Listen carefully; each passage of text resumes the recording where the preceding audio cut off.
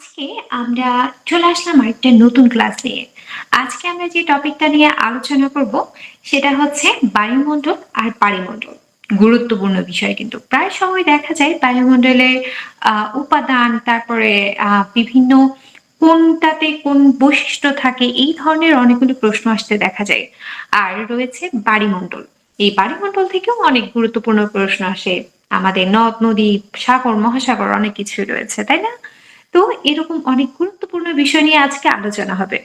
তো চলুন, প্রথমেই যেটা আমরা করব, আমরা বরাবরের মতো প্রথমে শুরু করব আমাদের বিগত বছরের যে প্রশ্নগুলো এসেছে সেগুলো নিয়ে প্রথমে আলোচনা করব। প্রথমেই দেখব 45তম বিসিএস এ প্রশ্ন এসেছে, কোন নদীটির উৎপত্তি স্থান বাংলাদেশ? তার মানে প্রথমেই চলে আসলো নদ নদী। এরপর দেখলাম 44তম বিসিএস এ প্রশ্ন এসেছে, নবায়নযোগ্য সম্পদ নিয়ে ব্লু ইকোনমি মানে কি? আমাদের নদ নদীর মধ্যে পড়ে, বায়ুমণ্ডলে পড়ে। এরপর রয়েছে ডাউকি ফল্ট বরাবর প্রচন্ড ভূমিকম্পের পর কোন নদী তার গতিপথ পরিবর্তন করে? আমরা কিন্তু এটা অলরেডি পড়ে এসেছি। আপনারা কি মনে করতে পারছেন? আশা করছি আপনারা মনে করতে পারছেন। তো যাই হোক, আমরা পরবর্তীতে আরো বিস্তারিত ভাবে আলোচনা করব। এরপর 43তম বিসিএস এর প্রশ্ন এসেছে, প্রবাল দ্বীপ নামে খ্যাত কোনটি? হ্যাঁ, সেটা হচ্ছে কি সেন্ট মার্টিন দ্বীপ ছিল। এরপর 42তম বিসিএস, যেটা স্পেশাল বিসিএস ছিল, সেই স্পেশাল বিসিএস এর প্রশ্ন এসেছিল যমুনার উপনদী কোনটি? এরপরে 41তম বিসিএস এসেছিল ওজোন স্তর বায়ুমণ্ডলের কোন স্তরে অবস্থিত? তার মানে বায়ুমণ্ডলের স্তর সম্পর্কেও প্রশ্ন এসেছে। এরপর দেখেন আমাদের 38তম বিসিএস এর প্রশ্ন এসেছে কি, বায়ুমণ্ডলের জলরাশির কত ভাগ জল ভূগর্ভে ধারণ করে? তার মানে কত পার্সেন্ট করে জল কোন অংশে রয়েছে, সেই উপাদানটুকু আমাদের জন্য গুরুত্বপূর্ণ। এরপর দেখুন, কোন জেলায় নিচু ভূমির পরিমাণ বেশি? তারপর আছে বাংলাদেশের দীর্ঘতম নদী কোনটি? মেঘনা নদী। এরপর রয়েছে বায়ুমণ্ডলের মোট শক্তির কত শতাংশ সূর্য থেকে আসে? তার মানে কি বায়ুমণ্ডলের শক্তি সম্পর্কেও কিন্তু প্রশ্ন এসেছিল আগে। আর 45তম বিসিএস এর প্রশ্ন এসেছিল যে কোন স্তরে বেতার তরঙ্গ প্রতিফলিত হয়? আয়নোস্ফিয়ার থেকে। তারপর নাইট্রোজেনের পরিমাণ কত? সোয়াচক গ্রাউন্ড কোথায়? প্রান্তিক হ্রদ কোথায় অবস্থিত? অর্থাৎ আমাদের বায়ুমণ্ডলের আন্ডারে পড়ছে। তাহলে আমরা এই বিসিএস আমরা এই ধরনের প্রশ্ন দেখছি। এছাড়া যারা নবম গ্রেড থেকে শুরু করে আদার্স যে গ্রেডে পরীক্ষাগুলো দেন, সেখানে আপনারা কিন্তু এই প্রশ্নগুলো প্রায়ই দেখবেন যে কত পার্সেন্ট করে, অর্থাৎ উপাদান ভিত্তিক প্রশ্নগুলো থাকে, কত পার্সেন্ট করে থাকে আর কি। তারপরে থাকতে পারে হচ্ছে আপনার বৈশিষ্ট্যগুলো, বিভিন্ন স্তরের যে বৈশিষ্ট্য রয়েছে সেই বৈশিষ্ট্যগুলো সম্পর্কে প্রশ্ন আসতে দেখা যায়। তো এরকম তারপর হচ্ছে আপনার কোথায় কোন নদ নদীর অবস্থান সম্পর্কে, এগুলো থেকে প্রশ্ন আসে, তাই না? তার মানে আমরা বুঝতে পারছি এই টপিকগুলো আমাদের জন্য অনেক গুরুত্বপূর্ণ, শুধুমাত্র বিসিএস নয়, আদার্স পরীক্ষাগুলোর জন্য। তাহলে আমরা সেভাবে করেই আমাদের প্রস্তুতি নিব। প্রথমেই চলে আসবো বায়ুমণ্ডল। এই বায়ুমণ্ডলটা কি? এটা আমরা কম বেশি সবাই জানি, তাই না? তবুও আমি একটু বলি আর কি, নাটকীয় অবস্থায়। সেটা হচ্ছে কি বলে, এটা হচ্ছে আমি একটু আপনাদেরকে ওই বলার জন্য বলা, হ্যাঁ, নাইস টু নো এর জন্য বলি। দেখেন, আমাদের জীবন ধারণের জন্য যেটা সবচেয়ে বেশি গুরুত্বপূর্ণ সেটা হচ্ছে কি আমাদের বায়ুমণ্ডল।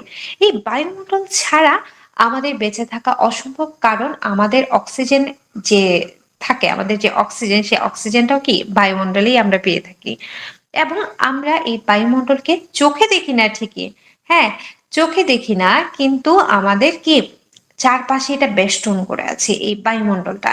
আমাদের আশেপাশে কোনো জায়গায় কিন্তু খালি নেই, সব জায়গায় রয়েছে কি বায়ুর কণা, বিভিন্ন উপাদান, বায়ুর বিভিন্ন উপাদান। এখন দেখেন, আমরা চলে আসব আমাদের কি আমাদের গুরুত্বপূর্ণ যে প্রশ্নগুলো, কিরকম, সেটা হচ্ছে বায়ুমণ্ডলটা কিভাবে থাকে, ভেসে থাকে কিভাবে? হ্যাঁ, পড়ে যায় না কেন? ওদের কি গ্র্যাভিটি নেই? ওরা পড়ে যায় না কেন? কারণ বায়ুমণ্ডল কি করে, পৃথিবীর যে মাধ্যাকর্ষণ শক্তি রয়েছে, সেই মাধ্যাকর্ষণ শক্তির মাধ্যমে পৃথিবী যে গোল, সেই পৃথিবী যে ঘুরতে থাকে, পৃথিবীর সাথে সাথে আমাদের বায়ুমণ্ডলটাও কি ঘুরতে থাকে, চক্রাকারে ঘুরতে থাকে। যার কারণে বলা যায় কি এই মাধ্যাকর্ষণ শক্তির কারণে পৃথিবী এটা কি ঘুরতে থাকে, এবং বায়ুমণ্ডলটা গ্র্যাভিটির কারণে নিচে পড়ে যায় না। এরপর দেখুন, যদি বলি যে এটার বিশালতা কতটুকু, আসলে এটার বিশালতা সম্পর্কে এখনো বিজ্ঞানীরা নিশ্চিত নন। কেন? কারণ তারা এখনো পর্যন্ত তাদের গবেষণা চালিয়েই যাচ্ছেন। তারা নতুন নতুন গবেষণা করছেন আর নতুন নতুন তথ্য পাচ্ছেন। তো এইগুলোর মাধ্যমে আমরা বলতে পারি কি আমাদের ভবিষ্যতে আরো প্রশ্ন আসতে পারে। হ্যাঁ? তো যাই হোক আপাতত যা আছে আমরা সেটা নিয়েই এগিয়ে যাব। আমাদের ভূপৃষ্ঠ থেকে আমরা যদি আমাদের বায়ুমণ্ডলের বিস্তৃতি হিসাব করি তাহলে ভূপৃষ্ঠ থেকে উপরের দিকে 10,000 কিলোমিটার পর্যন্ত এটার বিস্তৃতি। আর বায়ুমণ্ডলের 97% উপাদান ভূপৃষ্ঠ থেকে প্রায় 30 কিলোমিটারের মধ্যে অবস্থিত। দেখুন এই যে ভূপৃষ্ঠ এখানে আমরা বাস করি। এখান থেকে মোটামুটি এই 30 কিলোমিটার যদি বলি এই 30 কিলোমিটারের মধ্যে আমাদের কি 97% উপাদান এখানে অবস্থিত। ওকে, এবার আমরা চলে যাব বায়ুমণ্ডলের উপাদান। বায়ুমণ্ডলের উপাদানগুলোকে মেইনলি যদি আমরা বলি তাহলে বায়ুমণ্ডলের উপাদানকে প্রধানত তিনটা ভাগে ভাগ করা যায়। প্রধানত কি কি হতে পারে সেটা গ্যাসীয় উপাদান, হতে পারে জলীয় বাষ্প, আর হতে পারে ধূলিকণা ও আদার্স যে কণিকাগুলো রয়েছে সেগুলো। তাহলে এখন আমাদের কি জানতে হবে বলুন তো? এগুলোর পার্সেন্টেজ বা শতকরা হার। দেখুন খুবই গুরুত্বপূর্ণ এই চারটা মাস্ট, মানে অনেকবার পরীক্ষায় এসেছে, বিভিন্ন পরীক্ষায় কথা বলছি আমি। নাইট্রোজেন কত? 78.02%। অক্সিজেন যেটা আমাদের সবসময় লাগে সে অক্সিজেনের পরিমাণ কত? 20.71%। এখন যারা এই সম্পর্কে ধারণা রাখেন না তারা কি করবো জানেন? আমরা পরীক্ষায় গিয়ে ইজিলি তাকিয়ে আসবো কি অক্সিজেন বেশি থাকে না হয় কার্বন ডাই অক্সাইড বেশি থাকে। কেন? কারণ আমরা সবাই কি বায়ুমণ্ডলে অক্সিজেন আছে বলে অক্সিজেন নিই আর কার্বন ডাই অক্সাইড ছেড়ে দিই, এজন্য কার্বন ডাই অক্সাইড, এই দুইটা যে কোনো একটা বাড়তি থাকবে। কিন্তু আসলেই কি তাই? না, বরঞ্চ আমাদের নাইট্রোজেনটা সবচেয়ে বেশি থাকে এবং অক্সিজেনটা থাকে তার কি দ্বিতীয় বৃহত্তম পরিমাণে থাকে। এবার দেখেন আর্গন। আর্গনটা কি? আর্গন এক ধরনের নিষ্ক্রিয় গ্যাস, যেটা সেই নিষ্ক্রিয় গ্যাস এটা থাকে কত? 0.80%। আর কার্বন ডাই অক্সাইড অনেক কম, 0.03% মাত্র। আর অন্যান্য গ্যাস আদার্স যে গ্যাসগুলো রয়েছে সেগুলো কত? 0.02। আর জলীয় বাষ্প এটাও অনেকবার এসছে, জলীয় বাষ্প কত? 0.41%। আর আদার্স যে ধূলিকণা সেটা 0.01%। এখন দেখেন তো বায়ুমণ্ডলের যদি আমরা পর্যালোচনা করি তাহলে দেখেন প্রায় আমাদের কত? আমাদের এখানের 98.73 ভাগ আমাদের কি পুরোটাই দখল করে আছে আমাদের এই নাইট্রোজেন এবং অক্সিজেন। আর বাকি 1.27 ভাগ কি এই বাকিগুলো। তাহলে চিন্তা করতে পারছেন নাইট্রোজেন আর অক্সিজেনের পরিমাণ কি আমাদের বায়ুমণ্ডলে সবচেয়ে বেশি, কি পরিমাণ জায়গা দখল করে রেখেছে।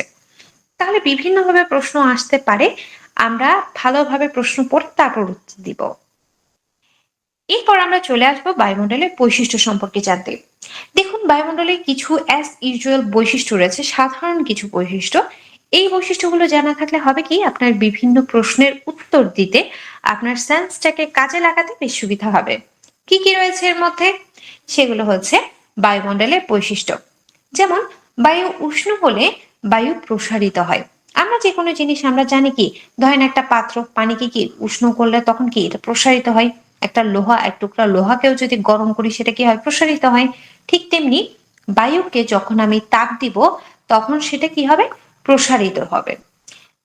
বায়ুকে তাপ দিলেই সেটা প্রসারিত হবে এবং প্রসারিত হয়ে গিয়ে হালকা হয়ে যাবে। যতটা চাপ সে নিচের দিকে দিচ্ছিল তার চেয়ে কম চাপ দিবে, তাই এটা হালকা হয়ে যাবে। আর শীতল হলে কি হবে? উল্টোটা, সংকুচিত হবে এবং ভারী হবে। এবার শীতল বায়ুর চেয়ে উষ্ণ বায়ুর জলীয় বাষ্প ধারণ ক্ষমতাটা বেশি।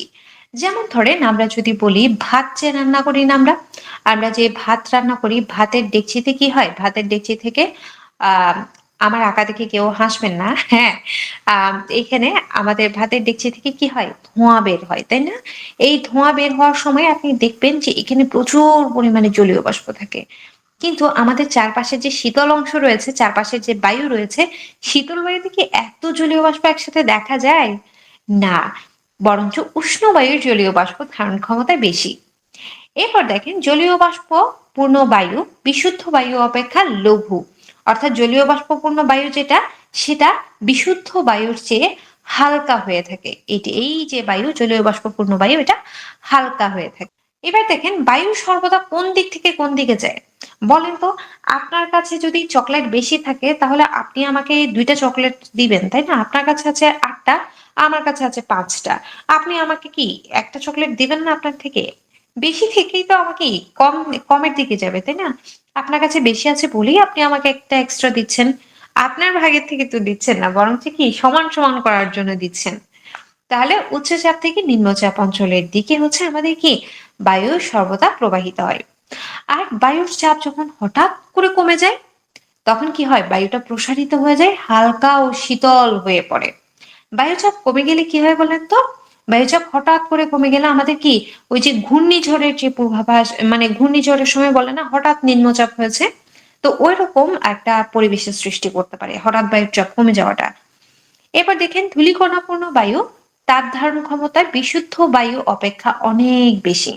এটা একটা উৎকৃষ্ট উদাহরণ আমাদের চোখের সামনে আছে, বলেন তো কি? সেটা হচ্ছে আমাদের ঢাকা বা আমাদের রাজধানী। হ্যাঁ, কারণ কেন বলছি দেখেন, আপনার ঢাকায় কি আমাদের প্রচুর ধূলিকণা আছে না?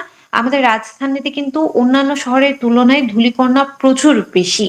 তাহলে এই ধূলিকণাপূর্ণ বায়ুর কি তাপ ধারণ ক্ষমতাটা অনেক বেশি। কারণ ঢাকায় গেলে কি শীতকালেও কোনো ধরনের সোয়েটার গায়ে দিতে হয় না, সবসময় কি লাগে, গরম লাগে।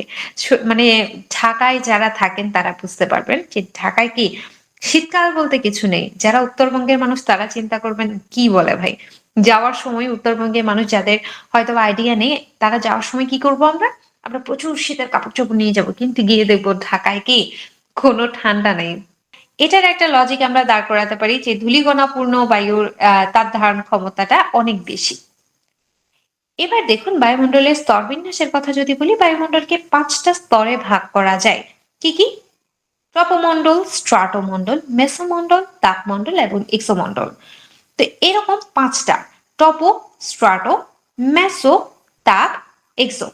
এখন দেখেন আমি যখন বৈশিষ্ট্যগুলো একটু পর্যালোচনা করে বলবো তখন আপনাদের ইজিলি মনে থাকবে, এবং অবশ্যই আপনারা ছবি দেখে দেখে পড়বেন। দেখেন বায়ুমণ্ডলের সবচেয়ে নিচের স্তর, এই যে আমাদের ভূপৃষ্ঠ, এখানে আমরা থাকি, আর এটার সবচেয়ে নিচের স্তর হচ্ছে কি ট্রপোমণ্ডল, অর্থাৎ আমাদের সবচেয়ে কাছের মণ্ডল যেটা, সেটা হচ্ছে কি ট্রপোমণ্ডল। এই ট্রপোমণ্ডলে মানে অনেক ধরনের যে আমরা যে আহ যে কি বলবো ঘটনাগুলো আমরা এক্সপেরিয়েন্স করি, যেমন আমরা মেঘ দেখি, বৃষ্টিপাত হয়, বজ্রপাত, বায়ু প্রবাহ, ঝড়, তুষারপাত, শিশির, কুয়াশা ইত্যাদি ট্রপোমণ্ডলেই দেখা যায়, অন্য কোথাও না। এরপর দেখেন এই ট্রপোমণ্ডলে আমার যেতে যেতে যেতে যেতে একটা সময় গিয়ে তো কি আমার ট্রপোমণ্ডলটা শেষ হবে, তাই না? তো এই ট্রপোমণ্ডলের যে শেষ প্রান্ত সেটার নাম হচ্ছে ট্রপোবিরতি। এবার থেকে টপোমণ্ডলের বিস্তৃতি সম্পর্কে একটু আমরা একটু ডিটেইলে যদি বলি, নিরক্ষীয় অঞ্চলে ট্রপোমণ্ডল নিরক্ষীয় অঞ্চলে, অর্থাৎ কি আমাদের গোলাকার পৃথিবীর মাঝখান বরাবর নিরক্ষীয় অঞ্চল যেটা, সেখানে আমাদের ট্রপোমণ্ডলের বিস্তৃতি কত, 16 থেকে 19 কিলোমিটার। যেটা মেরু অঞ্চলে গেলে, মেরু মানে কি এইখানে না, এই মেরু অঞ্চলে গেলে আমাদের এটা কত হয়ে যায়, 8 কিলোমিটার করে। এগুলো জাস্ট নাইস টু নো। আপনারা যাতে টার্মগুলো বোঝেন এই জন্য আমি এই কথাগুলো বলছি। হ্যাঁ, এগুলো নাইস টু নো। সাধারণভাবে প্রতি 1000 মিটার উচ্চতায় এই স্তরে 6 ডিগ্রি সেলসিয়াস করে তাপমাত্রা হ্রাস পেতে থাকে। যত নিচে থেকে কি ট্রপোমণ্ডলের ক্ষেত্রে, কিন্তু আমি বারবার বলছি ট্রপোমণ্ডলের কথা বলছি আমি, উপরের দিকে যেতে থাকবে সে, এবং প্রতি 1000 মিটারের জন্য তার তাপমাত্রা 6 ডিগ্রি সেলসিয়াস করে কি হয়ে যাবে, হ্রাস পাবে। হ্যাঁ, এবার আমরা যদি ট্রপোমণ্ডলের যে উচ্চতা, অর্থাৎ যত উঁচুর দিকে যাব সেটার সাথে যদি আমি বিভিন্ন নিয়ামকের হিসাব করি, নিয়ামক মানে কি বিভিন্ন যে কি বলবো বৈশিষ্ট্যগুলো, যেমন ধরেন উচ্চতা, উচ্চতা যত বাড়বে এটা বাড়ার সাথে সাথে ঘনত্ব, অর্থাৎ বায়ুর ঘনত্ব যেটা, সেটা কমতে থাকবে, এবং উষ্ণতা যেটা, উষ্ণতাটা কি হবে, কমতে থাকবে। অর্থাৎ উচ্চতা বাড়ার সাথে সাথে আমাদের ঘনত্ব কমবে, উষ্ণতাটা কমবে, এবং যেহেতু কি তাপমাত্রা হ্রাস পাচ্ছে বলেছি, আর বাতাসের গতিবেগটা বেড়ে যাবে। এরপর দেখেন ট্রপোমণ্ডলের আর 2টা বৈশিষ্ট্য যদি বলি, ট্রপোমণ্ডলের নিচের দিকের বাতাসে জলীয় বাষ্পটা বেশি থাকে। আর আমরা জানি কি জলীয় বাষ্প বেশি থাকা মানে কি তাপটা ধরে রাখার ক্ষমতাটা বেশি, তাই না? আমাদের জলীয় বাষ্প বেশি থাকা মানে কি তাপটা বেশি থাকে। তো যত উপরের দিকে যাবে এবং জলীয় বাষ্পটা কি হালকা হয়ে যায়, যত উপরের দিকে যায় আমাদের কি উষ্ণতাটা কমতে থাকে, কমে। ধূলিকণার অবস্থানের ফলে বায়ুমণ্ডলের ওজনের প্রায় 75% এই স্তরটা বহন করে। যেহেতু ধূলিকণা এখানে রয়েছে, তাই ধূলিকণাটা কি তুলনামূলক অন্য কিছুর চেয়ে ভারী, সেজন্য এই বায়ুমণ্ডলের টোটাল ওজনের 75% হচ্ছে এই ট্রপোমণ্ডলটা বহন করে থাকে। এবার দেখেন দ্বিতীয় ট্রপোমণ্ডলের পরে কি স্ট্রাটোমণ্ডল। এই স্ট্রাটোমণ্ডলটা হচ্ছে আমাদের যে ট্রপোবিরতি বলেছিলাম না লাস্ট পোর্শন, সেই লাস্ট অংশ থেকে আমাদের কত 50 কিলোমিটার পর্যন্ত আমাদের এই স্ট্রাটোমণ্ডল অবস্থিত। আর এই অঞ্চলে যে স্ট্রাটোমণ্ডল রয়েছে এখানে সবচেয়ে বেশি কি আছে জানেন? এখানে সবচেয়ে বেশি পরিমাণে আছে ওজোন, যার সংকেত যদি বলি সেটা হচ্ছে কি O3।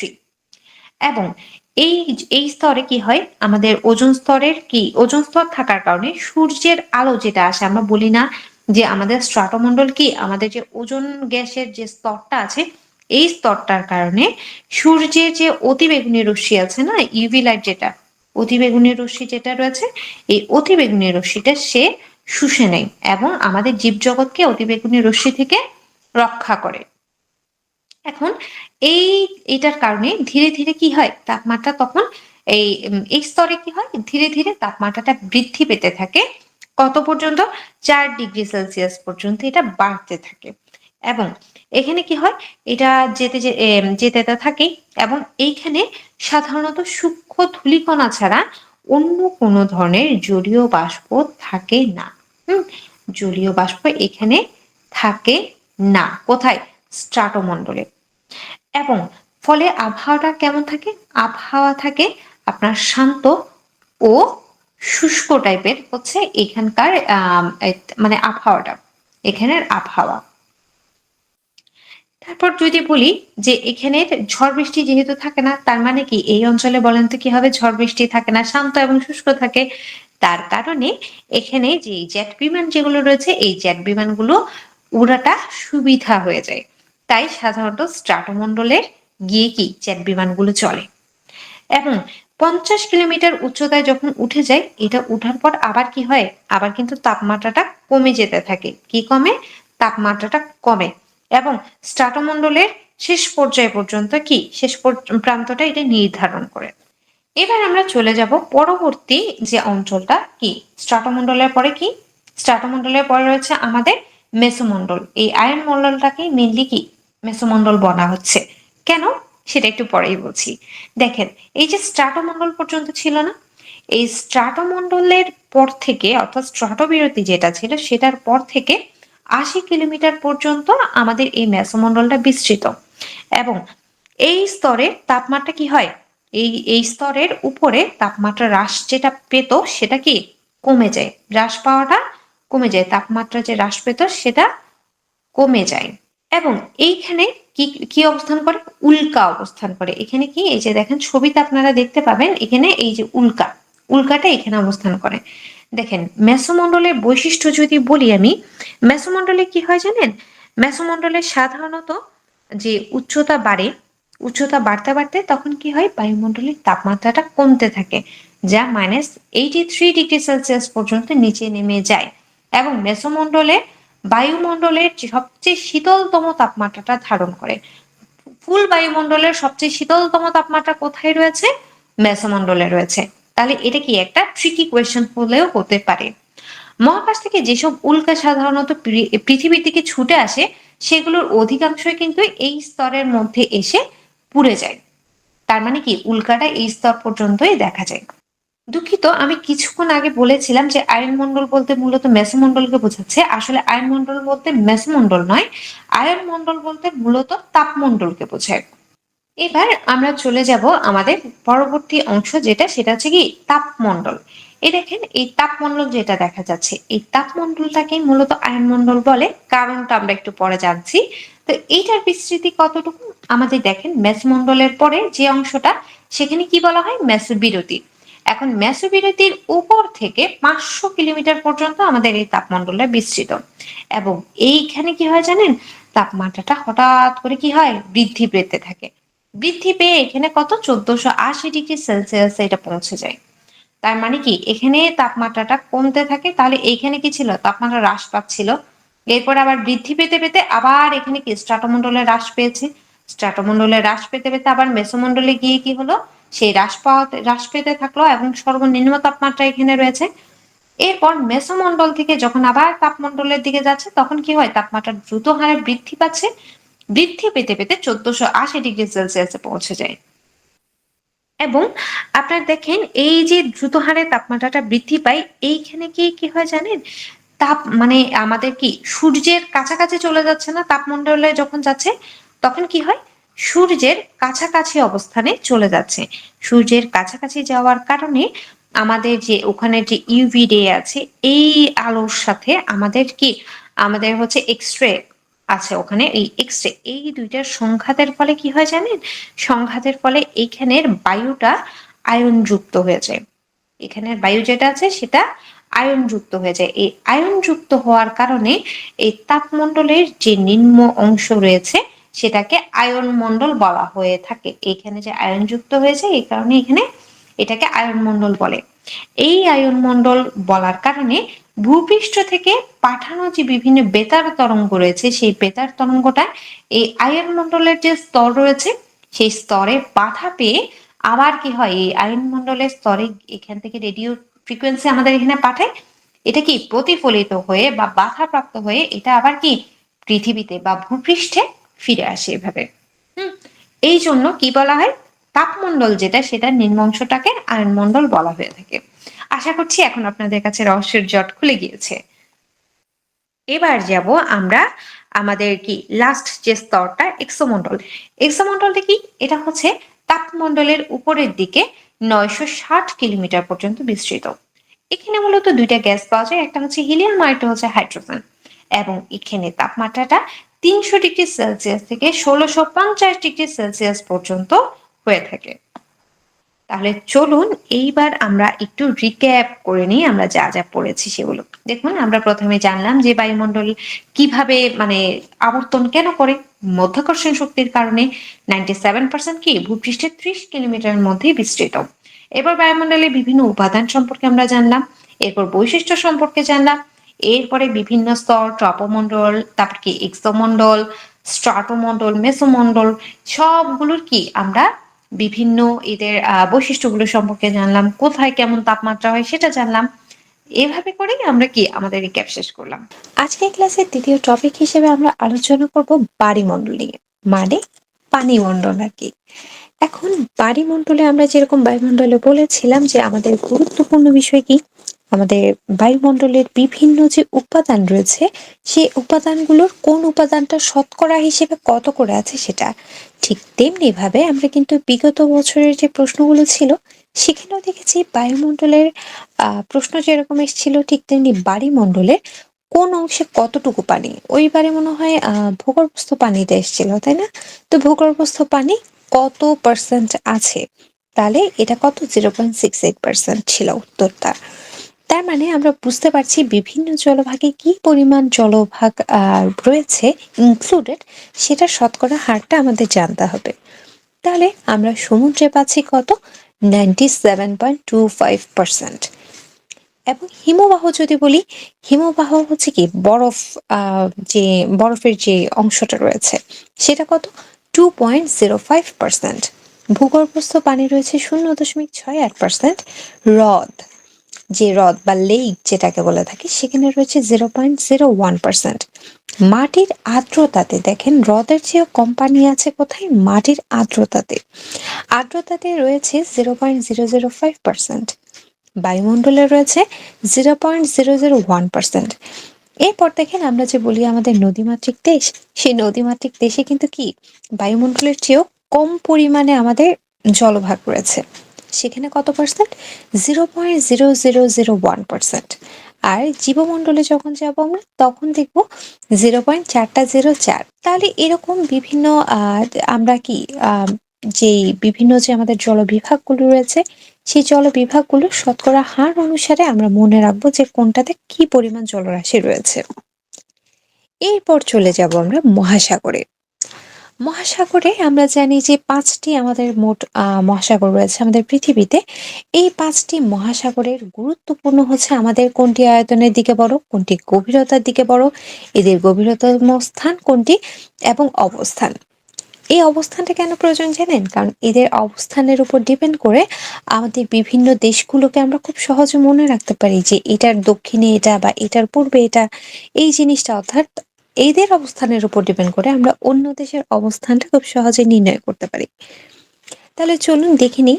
আমাদের প্রথমেই রয়েছে প্রশান্ত মহাসাগর, সবার পরিচিত মহাসাগর, যার আয়তন ১৬,৬০,০০,০০০ এবং গড় গভীরতা যদি বলি ৪,২৭০ মিটার। এটার গভীরতম স্থান এগুলো সবই আপনাদের কম বেশি জানা। Mariana trench. মারিয়ানা ট্রেঞ্চ হচ্ছে প্রশান্ত মহাসাগরের গভীরতম স্থান। আর এটার অবস্থান কোথায়? আমেরিকা আর এশিয়ার মধ্যবর্তী স্থানে।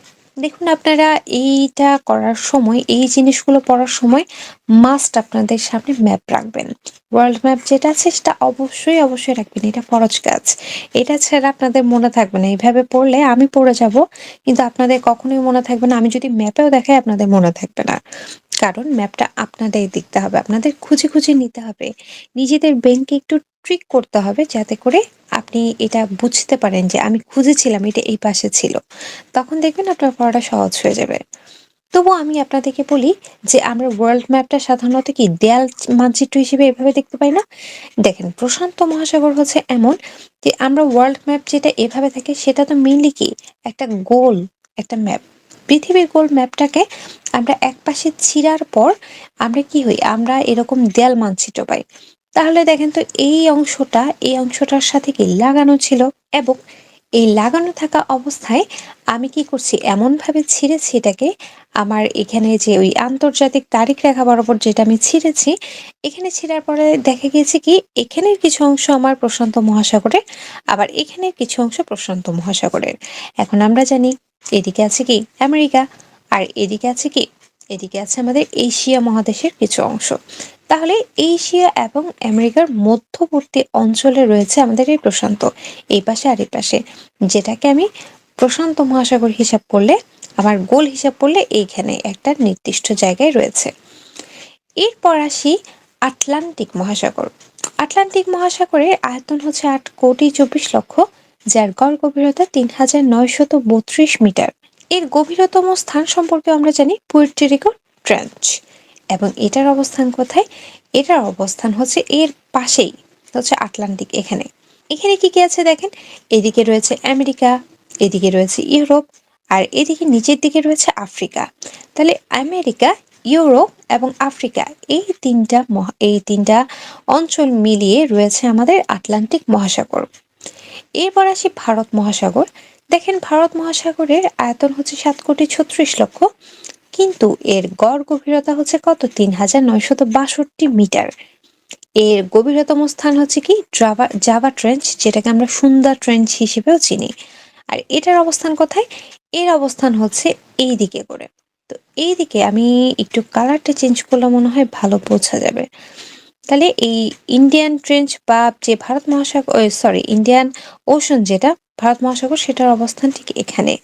এখানে কি কি রয়েছে দেখেন, এই যে আফ্রিকা রয়েছে, এখানে কি ভারত রয়েছে, আর এদিকে কি রয়েছে? অস্ট্রেলিয়া।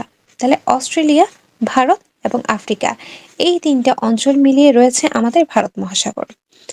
এবার একটা জিনিস খেয়াল করেন, অনেক সময় আসে যে সবচেয়ে বড় যে বিশাল যে মহাসাগর সেটা কোনটা? দেখেন আপনি আয়তনের দিক বলেন আর গড় গভীরতার দিক বলেন, দুইটা দিক থেকেই কিন্তু আমাদের প্রশান্ত মহাসাগর এগিয়ে আছে।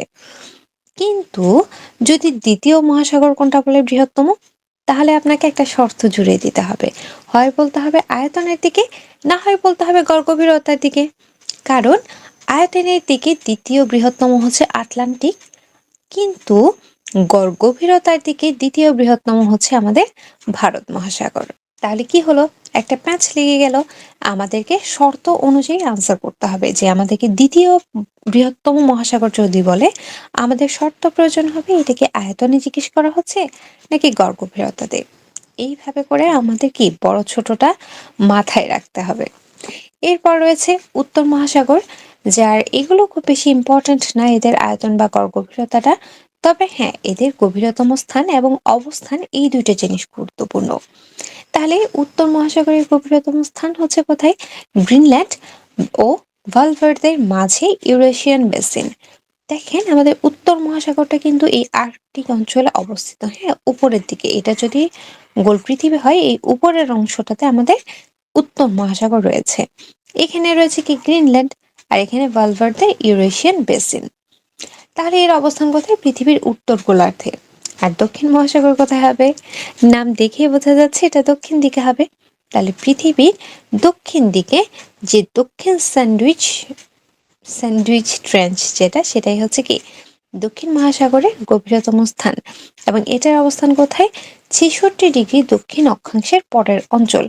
আমরা কিন্তু আগে প্রথম লেকচারে পড়েছিলাম এখানে কি 66 ডিগ্রি যে অঞ্চলটা রয়েছে, সেই 66 ডিগ্রি থেকে দক্ষিণ অক্ষাংশের পরবর্তী যে অঞ্চল রয়েছে, এটাই হচ্ছে দক্ষিণ মহাসাগরের অঞ্চল।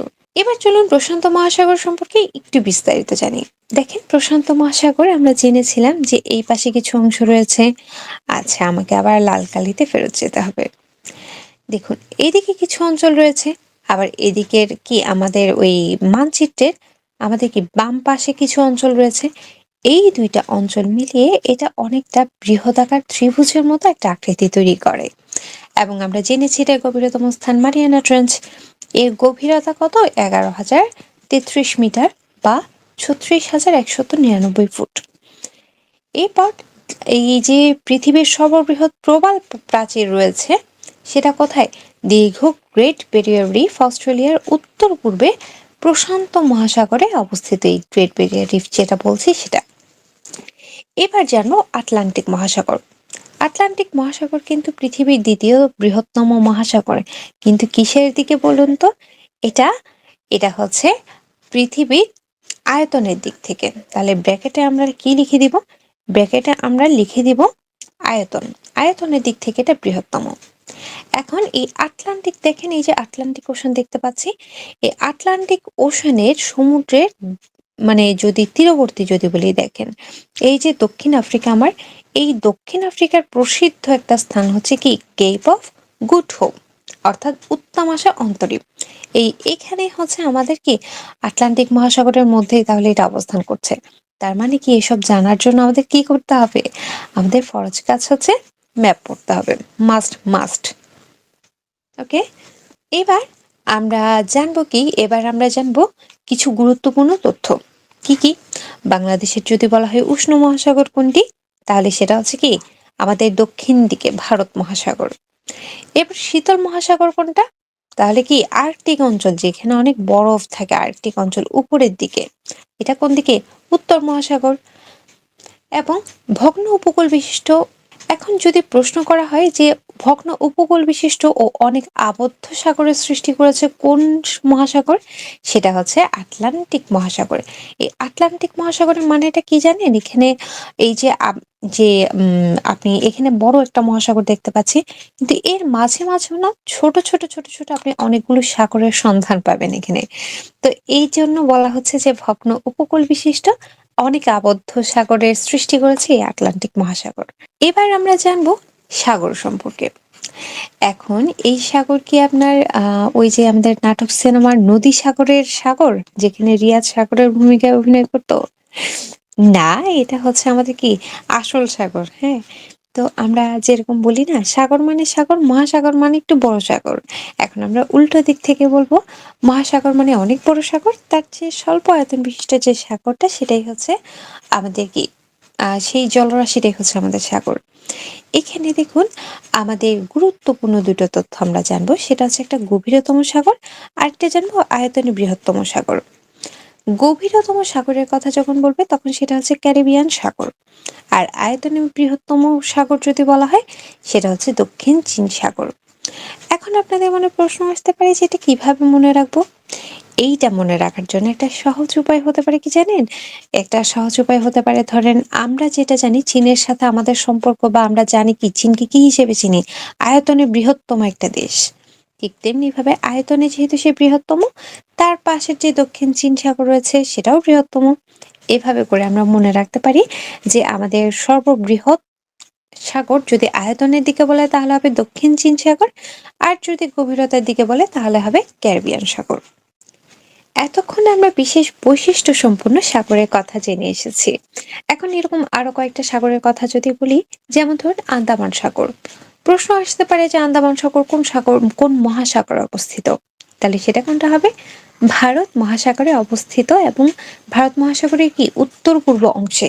এটা এমন না যে একদম স্পেসিফিক উত্তর পূর্ব অংশে নাকি কোন অংশে সেটা জিজ্ঞাসা করবে। ব্যাপারটা হচ্ছে এইটা জানা থাকলে হবে কি আপনার ম্যাপের যে সিনারিও সেটা আপনার মাথায় থাকবে, এবং আপনি খুব সহজেই আপনি অন্যান্য প্রশ্নেরও আনসার করতে পারবেন।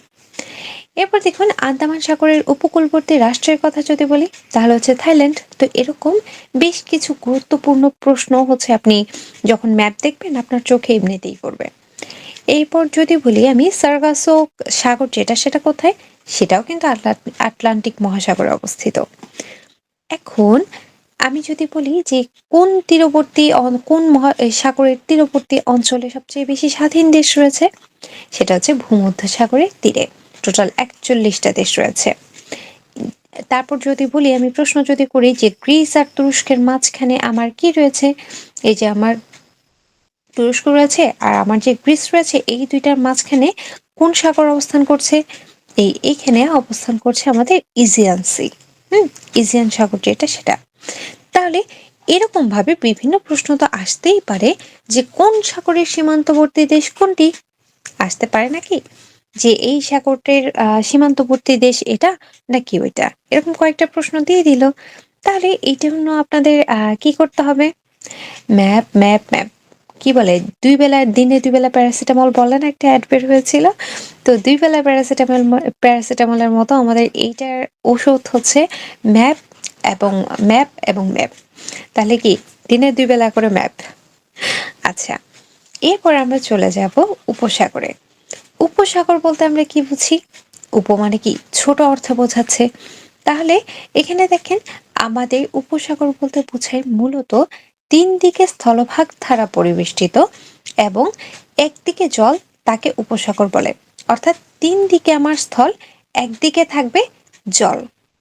এখন এই ধরনের উপসাগর আবার 2 ধরনের হতে পারে, একটাকে বলে বে, আরেকটাকে বলে গালফ। এখন এই বে আর গালফের মধ্যে ডিফারেন্স কি? ডিফারেন্স যদি বলি, এই সংজ্ঞাটা আসলে অনেকেই বলে থাকেন, কিন্তু আমি সংজ্ঞার কথা আপনাদেরকে বলবো না, কারণ দুইটা সংজ্ঞাই কি সেম টাইপের, যে 3 দিক থেকে স্থলবিশিষ্ট জলরাশি। তাহলে এইখানের মূল পার্থক্যটা কি? মূল পার্থক্যটা হচ্ছে প্রবেশ মুখ। এটাই সবচেয়ে বড় পার্থক্য, কারণ বে যেটা থাকে সেটার মুখটা দেখেন খোলা টাইপের, তাই না? মুখটা হা হা করে আছে মতো, বড় টাইপের মুখ। আর আয়তনে সর্ববৃহত্তম বের কথা যদি বলি সেটা হচ্ছে আমাদের বঙ্গোপসাগর। আর তাহলে গালফ কি? গালফ হচ্ছে প্রায় 4 দিক থেকে স্থলবিশিষ্ট জলরাশি। এর প্রবেশ মুখ হচ্ছে ছোট। দেখেন আমাদের আয়তনে বৃহত্তম গালফ হচ্ছে মেক্সিকো পুরো বিশ্বে। তাহলে এই যে দেখেন এই যে মেক্সিকো, গালফ অফ মেক্সিকো, এইটা প্রায় 4 দিকে মনে হচ্ছে যেন স্থল বেষ্টিত করা আছে, কিন্তু আসলে এটা 3 দিকে স্থল, একদিকে জল। কিন্তু এইটার ডিফারেন্সটা কি? এটার ডিফারেন্স হচ্ছে এটার মুখটা একদমই ছোট, প্রবেশ মুখটা একদম ছোট। আর এটা হচ্ছে কি সবচেয়ে বড় গালফ আয়তনে, তারপরে কি এটার মুখটা ছোট। তাহলে আমরা বুঝে নিলাম যে আমাদের গালফ কি আর আমাদের বে কি। এবার আমাদের যেটা জানতে হবে সেটা হচ্ছে সাগর ও উপসাগর তো জানলাম পার্থক্য কি। এখন আমাদের জানতে হবে যে কোনটা কোন মহাসাগরের অংশ বা কোন উপসাগরের অংশ, কি কোন সাগরটা। তো এটা কি আপনারা বলবেন যে আমি টিএম করব? না, আমি বলবো না আপনারা এটা টিএম করেন। আমি বলবো আপনারা এটা ম্যাপ দেখে দেখে আত্মস্থ করেন। এটাই সবচেয়ে বড় কাজ। Map map map. হ্যাঁ, দিনে 2 বেলা ম্যাপ। এই ম্যাপ করে আপনি যখন বসবেন, যখনই আপনি এই ম্যাপটা নিয়ে বসবেন, আপনি চিন্তা করবেন যে প্রশান্ত মহাসাগর এখানে রয়েছে, এখানে কি বেরিং রয়েছে, জাভা সাগর, পিচ সাগর, দক্ষিণ চীন সাগর, ফিলিপাইন সাগর, অক্সটক। ঠিক তেমনি আটলান্টিকে কি কি সাগর রয়েছে, আমাদের ভারত মহাসাগরে কি কি সাগর রয়েছে। এখন আমি চেষ্টা করেছি আপনাদেরকে ছবি দিয়ে এটা বোঝানোর জন্য। দেখুন প্যাসিফিক ওশান আমরা দেখতে পাচ্ছি, এইখানে আমাদের কি কি সি রয়েছে? South China Sea. যেটা আমরা বললাম যে আমাদের কি দক্ষিণ চীন সাগর, ফিলিপাইন সাগর, এই যে ফিলিপাইন। এরপর কি সি অফ অক্সটক, অক্সটক সাগরও পেলাম। তারপরে হচ্ছে আর কি কি পাচ্ছি আমরা, আমরা এখানে পাচ্ছি জাপান সাগর পাচ্ছি, তারপর কি বেরিং সাগর পাচ্ছি, তাই না? এভাবে করে আমরা মোটামুটি সবগুলোই কিন্তু যখন আমরা বড় ম্যাপ নিয়ে বসবো আমরা ইজিলি পেয়ে যাব। তো কিছু হচ্ছে উল্লেখ থাকবে, আবার কিছু উল্লেখ থাকবে না। এই জিনিসগুলো আমরা কি করব, আবার গুগলে ঘুরে ঘুরে একটু দেখতে পারি। এরপর দেখেন আটলান্টিক মহাসাগরের কথা যদি বলি, আমাদের এই যে আটলান্টিক মহাসাগরের বিশাল জলভাগের মধ্যে আমরা বলেছিলাম না অল্প অল্প করে কি থাকে, ছোট ছোট অনেকগুলো সাগরের সৃষ্টি করেছে। ঠিক তেমনি ভাবে এখানে রয়েছে কি ভূমধ্য সাগর, কাস্পিয়ান, তারপর হচ্ছে আপনার কৃষ্ণ সাগর, তারপরে রয়েছে কি বাল্টিক, উত্তর সাগর, ক্যারিবীয় সাগর, সারাগোসা, এরকম অনেকগুলো সাগরে ভাগ রয়েছে আটলান্টিক মহাসাগরের মধ্যে। এবার যদি বলি ভারত মহাসাগর, ভারত মহাসাগর দেখেন এই যে আমাদের ইন্ডিয়ান ওশান যেটা আছে, ইন্ডিয়ান ওশানের মধ্যে রয়েছে কি কি দেখেন, রেড সি, হ্যাঁ, আমাদের লোহিত সাগর যেটা। এরপরে রয়েছে আমাদের কি আরব সাগর, এই যে অ্যারাবিয়ান, ওকে। তারপর এই পাশে রয়েছে কি আমাদের আন্দামান সাগর, ভারত মহাসাগরের মধ্যেই। তাহলে মোটামুটি এভাবে আমি তো আপনাদেরকে টুকরো টুকরো করে হচ্ছে আমি কি দিয়েছি, ম্যাপ দিয়েছি। কিন্তু আপনি যখন পুরো ম্যাপটা নিয়ে বসবেন, এই ফুল ম্যাপটা নিয়ে বসলে আপনার কাছে খুব ইজি লাগবে ব্যাপারটা। এরপরে দেখুন এখানে বিভিন্ন প্রণালীর কথা বলা আছে। আপনারা অলরেডি প্রণালীর জন্য অনেকে কি করেন, অনেক ছন্দ মনে রাখেন, এক একজন এক একভাবে মনে রাখেন, তাই না? অনেকে নিমোনিক ট্রাই করেন, অনেকে অনেক ধরনের করেন। তো এখন এত ছন্দ, ছবি সবকিছু বুঝলাম। কিন্তু ব্যাপারটা হচ্ছে যখন আপনি নিজে ম্যাপ খুলে নিজে দেখে পড়বেন তখন ব্যাপারটাই আপনার কাছে ক্লিয়ার হবে। এই ছন্দ ছন্দ মনে রাখতে রাখতে ছন্দ ছন্দ কি আনন্দ করতে করতে একটা সময় দেখা যায় অতিরিক্ত ছন্দকে মনে রাখতে গিয়ে আরো ছন্দ বানাতে হয়। তো এত তাড়াতাড়ি তো আমাদের কি বলে পাবনাতে যাওয়ার ইচ্ছে নেই। আমরা ভালো মানুষ হয়ে বাঁচতে চাই। এখন কারো যদি মনে হয় যে আপনার ছন্দ মনে থাকে তাহলে আপনি সেই প্রসেসটা ইউজ করতেই পারেন, যেহেতু আপনার মনে থাকে। আর যাদের কি আমার মতো ছন্দ ছন্দ কি আনন্দ করে পাগল হয়ে যায়, তারা আমরা কি করব, অবশ্যই ম্যাপ পড়বো, ম্যাপ দেখে দেখে পড়বো। আর সহজে আপনাদের কিভাবে আপনি প্রণালী সমূহ মনে রাখবেন সেটার একটা ওয়ে কিন্তু আমি দিয়েছি, কি জানেন? তার আগে আমি আপনাদেরকে বলে দিই, এখানে বিভিন্ন গুরুত্বপূর্ণ প্রণালীগুলো আমি আপনাদেরকে ছকে দিয়ে দিয়েছি। তবে আপনাদের কাজ হচ্ছে আপনারা এইগুলো অবশ্যই ম্যাপ দেখে পড়বেন। বারবার বলছি, আপনি ম্যাপের কথা বারবার করে বলছি, আপনারা অবশ্যই ম্যাপ দেখে পড়বেন। এই জিনিসগুলো আমি মুখস্থ পড়ে গেলাম এটাতে আপনাদের কোনো লাভ হবে না। আমি আপনাদেরকে টুকরো টুকরো ছবি দেখালাম, তাতেও কোনো লাভ হবে না যদি না আপনারা নিজেরা খুঁজে খুঁজে জিনিসটা পড়েন। তাই আমি এইটাতে আর সময় নষ্ট করব না। আমি বরঞ্চ আপনাদেরকে দেখিয়ে দিই কিভাবে আপনারা সহজে প্রণালী শিখবেন। সহজে প্রণালী শেখার একটা উপায় হচ্ছে আপনি আপনি কি করবেন জানেন? আপনি একদম সহজে চলে যাবেন হচ্ছে আপনার আ এই যে আপনার যে ইউটিউবের যে আমি লিংকটা দিলাম এই লিংকটাতে। তাহলে এখানে আপনি কি পাবেন? এই লিঙ্কটাতে গেলে আপনি খুব সহজেই আমাদের শাহরিয়ার স্যার খুব সুন্দর করে প্রণালীর যে কিভাবে পড়বে বা প্রণালীর কোন দিকে কোনটা আছে না আছে সেটা খুব সুন্দরভাবে ব্যাখ্যা করেছেন। তাই আমি এক্সট্রা করে আর কিছু আপনাদেরকে মানে বলবো না। আমি বলবো আপনারা এইটাই দেখেন। এটা দেখলে আপনারা খুব সহজে এই প্রণালীগুলোকে বুঝতে পারবেন। গুরুত্বপূর্ণ কিছু তথ্যের কথা যদি বলি, এরকম আরো অনেক অনেক গুরুত্বপূর্ণ তথ্য রয়েছে। জাস্ট আমি কয়েকটা নিয়ে আসলাম। যে আলাস্কা উপসাগর কোথায় অবস্থিত? উত্তর আমেরিকায়। তারপরে ওমান উপসাগর ও পারস্য উপসাগরকে সংযুক্ত করেছে কোন প্রণালী? হরমুজ প্রণালী। অ্যাডেন উপসাগরকে লোহিত উপসাগরের সাথে লোহিত সাগরের সাথে যুক্ত করেছে কোন প্রণালী? বাবেল মানদেব প্রণালী। বাহরাইন দ্বীপ অবস্থিত কোথায়? পারস্য উপসাগরে। একইভাবে দেখেন আমাদের রয়েছে উল্লেখযোগ্য অনেকগুলো দ্বীপের নাম, এগুলোতেও সেম কথা বলবো। দেখেন জাভাটা কোথায়, আপনি ম্যাপটা খুললেই দেখবেন জাভাটা ভারত মহাসাগরে অবস্থিত, যেটা ইন্দোনেশিয়ার রাজধানী জাকার্তা জাভা দ্বীপে অবস্থিত। এই ইন্দোনেশিয়ার মধ্যেই, তার মানে ইন্দোনেশিয়ার রাজধানী যেটা রয়েছে জাকার্তা সেটা জাভা দ্বীপে। এরপর দেখেন নিউগিনি, এই নিউ গিনি যেটা সেটা হচ্ছে পাপুয়া নিউ গিনি আর ইন্দোনেশিয়া, এই দুইটা দেশে অন্তর্গত, এই দুইটার অন্তর্গত। এরপর ধরেন বর্নিও যদি বলি, বর্নিও ইন্দোনেশিয়া, মালয়েশিয়া ও ব্রুনাইয়ের অন্তর্গত। নিকোবর, নিকোবর আমরা জানি এটা কোথায় অবস্থিত, বঙ্গোপসাগরে। আর এটা হচ্ছে ভারতের ইউনিয়ন টেরিটরি। এইটা, এই যে নিকোবর দ্বীপপুঞ্জ যেটা, সেটা হচ্ছে দ্বিতীয় বিশ্বযুদ্ধের সময় জাপান এটাকে দখল করেছিল। এরকম আরো বিভিন্ন দ্বীপ রয়েছে। আমি একটা ছবি দিয়েছি যে জাভা দ্বীপ কোথায়। দেখেন এই যে ইন্ডিয়ান ওশান, এই ইন্ডিয়ান ওশানের মধ্যে রয়েছে কি জাভা দ্বীপ, এই জাভা সি। এর মধ্যে এই যে ইন্দোনেশিয়ার মধ্যেই রয়েছে আমাদের কি জাভা।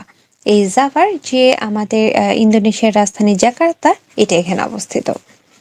ঠিক একইভাবে এরকম উল্লেখযোগ্য আরো অনেক দ্বীপ রয়েছে এশিয়ার আন্ডারে। আপনার কি মহাদেশ ভিত্তিকও দিয়েছি আমি দ্বীপের নাম, এবং তাদের বিশেষ কোনো তথ্য থাকলে সেগুলো উল্লেখ করে দিয়েছি। আপনাদের কাজ হচ্ছে এখন আপনারা কি এই জিনিসগুলো ম্যাপে দেখে নিজেরা একটু আত্মস্থ করবেন, এবং কোথাও কোনো সমস্যা পেলেই কি আছে, টেলিগ্রামে ডাক দিবেন। হ্যাঁ, এরপর আপনাদেরকে একটা গুরুত্বপূর্ণ কথা বলি, সেটা হচ্ছে পৃথিবীর বৃহত্তম দ্বীপ যদি বলা হয় তাহলে হচ্ছে কি ডেনমার্ক। কিন্তু পৃথিবীর বৃহত্তম দ্বীপ রাষ্ট্র যদি বলা হয়, দ্বীপ রাষ্ট্র যদি বলে তাহলে কিন্তু সেটা কি অস্ট্রেলিয়া। ওকে, আর দ্বীপ বললে সেটা হচ্ছে আমাদের গ্রিনল্যান্ড, যেটা ডেনমার্কের মালিকানায় রয়েছে। সিসিলি যেটা, সেটা ভূমধ্যসাগরে অবস্থিত, কিন্তু এটার মালিকানা হচ্ছে কার, ইতালির। তো এরকম খুব গুরুত্বপূর্ণ আমাদের কিছু তথ্য দেওয়া আছে, এগুলো আমরা অবশ্যই পড়ে নিব। এরপর দেখেন বিরোধপূর্ণ কিছু দ্বীপপুঞ্জ। বিরোধপূর্ণ কিছু দ্বীপপুঞ্জের মধ্যে কি কি রয়েছে, যেমন ধরেন কুরিল দ্বীপপুঞ্জ। এটা কোথায় অবস্থিত, জাপান সাগরে। আর জাপানের পার্শ্ববর্তী কি রয়েছে, রাশিয়া রয়েছে। তো জাপান আর রাশিয়ার মধ্যে বিরোধপূর্ণ দ্বীপ হচ্ছে আমাদের এই কুরিল দ্বীপপুঞ্জ। এরপর দেখেন ফকল্যান্ড। এই ফকল্যান্ড নিয়ে কাদের মধ্যে যুদ্ধ হয়েছিল, আর্জেন্টিনা এবং ব্রিটেনের মধ্যে। আর এটার অবস্থান কোথায়, দক্ষিণ আটলান্টিক মহাসাগরে এটার অবস্থান। তো এরকম আরো অনেকগুলো বৃহৎপূর্ণ দ্বীপের হচ্ছে কি গুরুত্বপূর্ণ বিশেষ তথ্য সহ এখানে উল্লেখ করে দেওয়া হয়েছে। আপনাদের কাজ হচ্ছে এগুলো একবার ম্যাপ দেখে দেখে, আপনারা বারবার করে ম্যাপ দেখে দেখে পড়বেন। তাহলে এইগুলো পড়ে আমি আর সময় নষ্ট করলাম না। চলুন এবার এতক্ষণ পর্যন্ত যা যা পড়েছি সেটা নিয়ে আমরা একটু রিক্যাপ করে আসি। আমরা এতক্ষণ ধরে পড়েছি যে আমাদের ৫টা বৃহত্তম মহাসাগর, সেই মহাসাগর নিয়ে পড়েছি, বায়ুমণ্ডলের বিভিন্ন অঞ্চলে বা বিভিন্ন অংশে পানির পরিমাণ সম্পর্কে পড়েছি। প্রশান্ত, আটলান্টিক, তারপর হচ্ছে সাগর, মহাসাগর কিভাবে হলো বা এগুলোর সংজ্ঞা কি, তারপরে কি উপসাগর। এরপরে দেখলাম হচ্ছে আমরা আমাদের সাগর কোন সাগরে, সাগরটা কোন মহাসাগরের আন্ডারে পড়েছে, এরকম বেশ কিছু তথ্য জানলাম। তারপর প্রণালী সমূহ কিভাবে পড়লাম তার সহজ উপায় দেখলাম। এরপরে জানলাম হচ্ছে বিভিন্ন দ্বীপসমূহ আমরা পড়ব, এবং বিরোধপূর্ণ দ্বীপপুঞ্জ যেগুলো রয়েছে সেগুলোকে আমরা কভার করে নিব নিজেরা ম্যাপ দেখে। ক্লিয়ার? এবার আমরা আলোচনা করব হ্রদ সম্পর্কে। হ্রদ জিনিসটা কি? হ্রদ জিনিসটা হচ্ছে যখন আমাদের চারদিকে সম্পূর্ণভাবে স্থলবেষ্টিত কোনো প্রাকৃতিক পানি রাশি রয়েছে, এই প্রাকৃতিক পানি রাশিকে বলা হয়ে থাকে হ্রদ, অর্থাৎ ভূবেষ্টিত সাগর বলা যায় এটাকে। এই যে দেখেন চারপাশে কি রয়েছে, ভূমি রয়েছে, এবং মাঝখানে কি ওই আমরা যেরকম বলি ছোটখাটো পুকুরের মতো আর কি, পুকুরটা আমরা নিজেরা খনন করতে পারি। আর হ্রদের ক্ষেত্রে কি হয়, এটা সাধারণত প্রাকৃতিক হয়ে থাকে সাধারণত। হুম, তাহলে হ্রদের সংজ্ঞা আমরা জানলাম। এবার আমরা দেখি নিই কিছু গুরুত্বপূর্ণ হ্রদের অবস্থান কোথায়, এবং এগুলো সম্পর্কে গুরুত্বপূর্ণ কিছু তথ্য যেগুলো আমাদের পরীক্ষার জন্য লাগবে।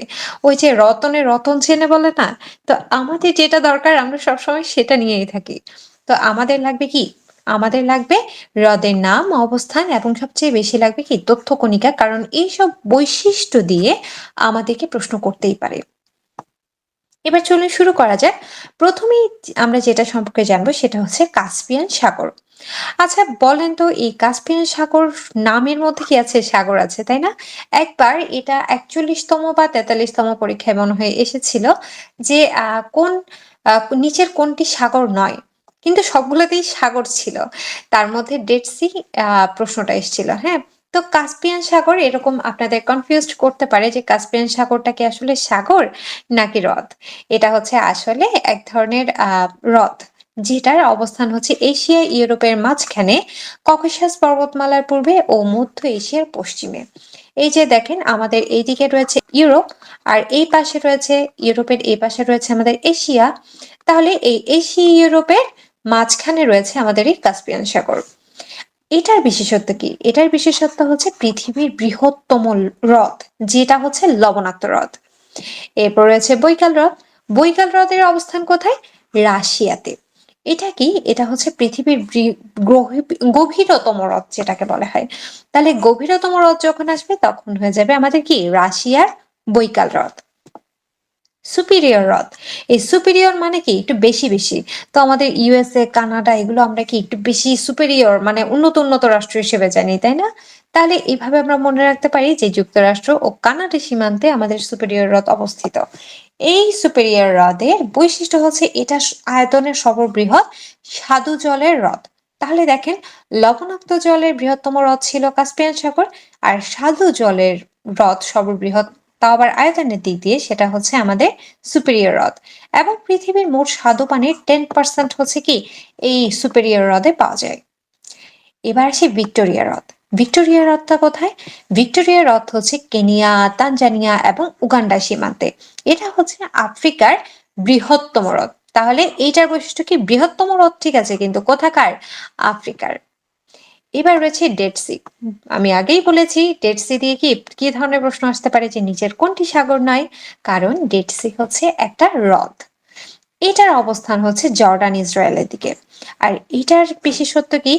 এটার বিশেষত্ব হচ্ছে এখানের পানিতে লবণের পরিমাণ বেশি হওয়ার কারণে এটাকে লবণ সাগর বলা হয়ে থাকে। আর লবণের পরিমাণ যখন বেশি হয়ে যায়, তার কারণে কি মানুষ বিভিন্ন জিনিস ভেসে থাকতে পারে। কারণ আমরা জানি কি, ঘনত্ব, পানির ঘনত্ব যত বেশি হবে তত অন্যান্য বস্তুর কি ভেসে থাকার ক্ষমতাটা তত বেড়ে যায়। যার কারণে বলে না যে সমুদ্রের পানিতে সাধারণত মানুষ কি ডুবে যায় না, পুকুরের পানিতে যত সহজে ডুবে যায়। আহ আমাদের সমুদ্রের পানির ঘনত্বটা আরো বেশি থাকে, যার কারণে মানুষ একটু বেশি ভেসে থাকতে পারে। তেমনি ভাবে ডেড সিতে লবণের পরিমাণ এতটাই বেশি যে এখানে মানুষ ভেসে থাকতে পারে। এবার চলে যাব আমাদের যে পরবর্তী আর কয়েকটা হ্রদের নাম রয়েছে। দেখুন টিটিকাকা। টিটিকাকা এটা হচ্ছে কোথায়? এটা হচ্ছে পৃথিবীর উচ্চতম হ্রদ, এই টিটিকাকা হ্রদ যেটা। এরপর রয়েছে গ্রেট লেকস। গ্রেট লেকস জিনিসটা কি জানেন? টোটাল যুক্তরাষ্ট্র এবং কানাডা সীমান্তের টোটাল 5টা লেককে একসাথে গ্রেট লেক বা বড় লেক বলা হয়ে থাকে। তো এখানে কি কি লেক রয়েছে? Lake superior. দেখেন সুপেরিয়র আমরা কিন্তু পড়েছিলাম যুক্তরাষ্ট্র ও কানাডা সীমান্তে রয়েছে।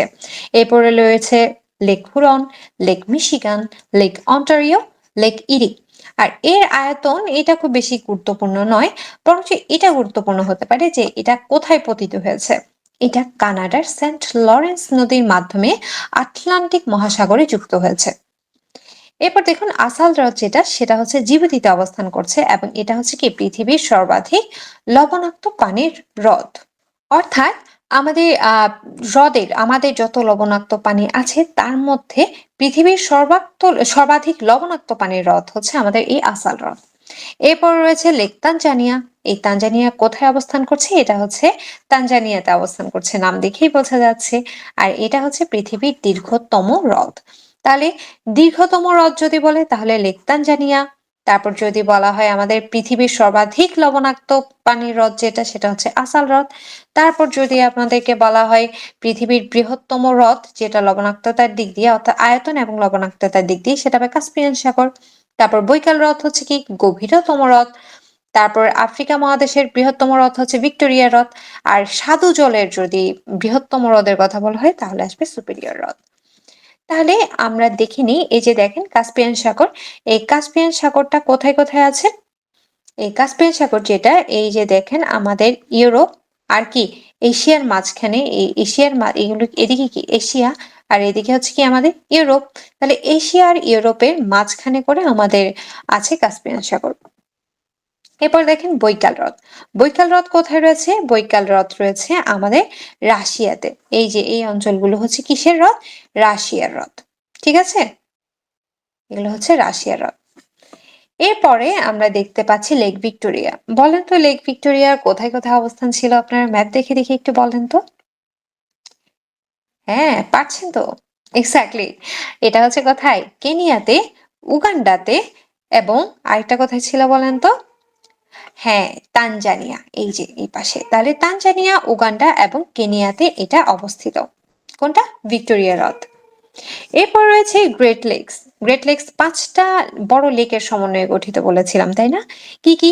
Lake superior, lake Michigan, lake হুরন, lake ইরি এবং লেক অন্টারিও। এটা কোথায় অবস্থিত? এটা হচ্ছে এই যে ইউনাইটেড স্টেট এবং কানাডা, এই দুটোর সীমান্তে অবস্থিত। দেখেন গাঢ় সবুজ যেটা সেটা হচ্ছে কানাডা, আর টিয়া কালারের সবুজ যেটা সেটা হচ্ছে কি আমাদের ইউনাইটেড স্টেটস। আর এই দুইটার সীমান্তে নীল রং করে দেওয়া হয়েছে আমাদের এই গ্রেট লেকস গুলো। এবার বাংলাদেশের কয়েকটা গুরুত্বপূর্ণ হ্রদের নাম যদি বলি, তাহলে হতে পারে কি কি? কাপ্তাই।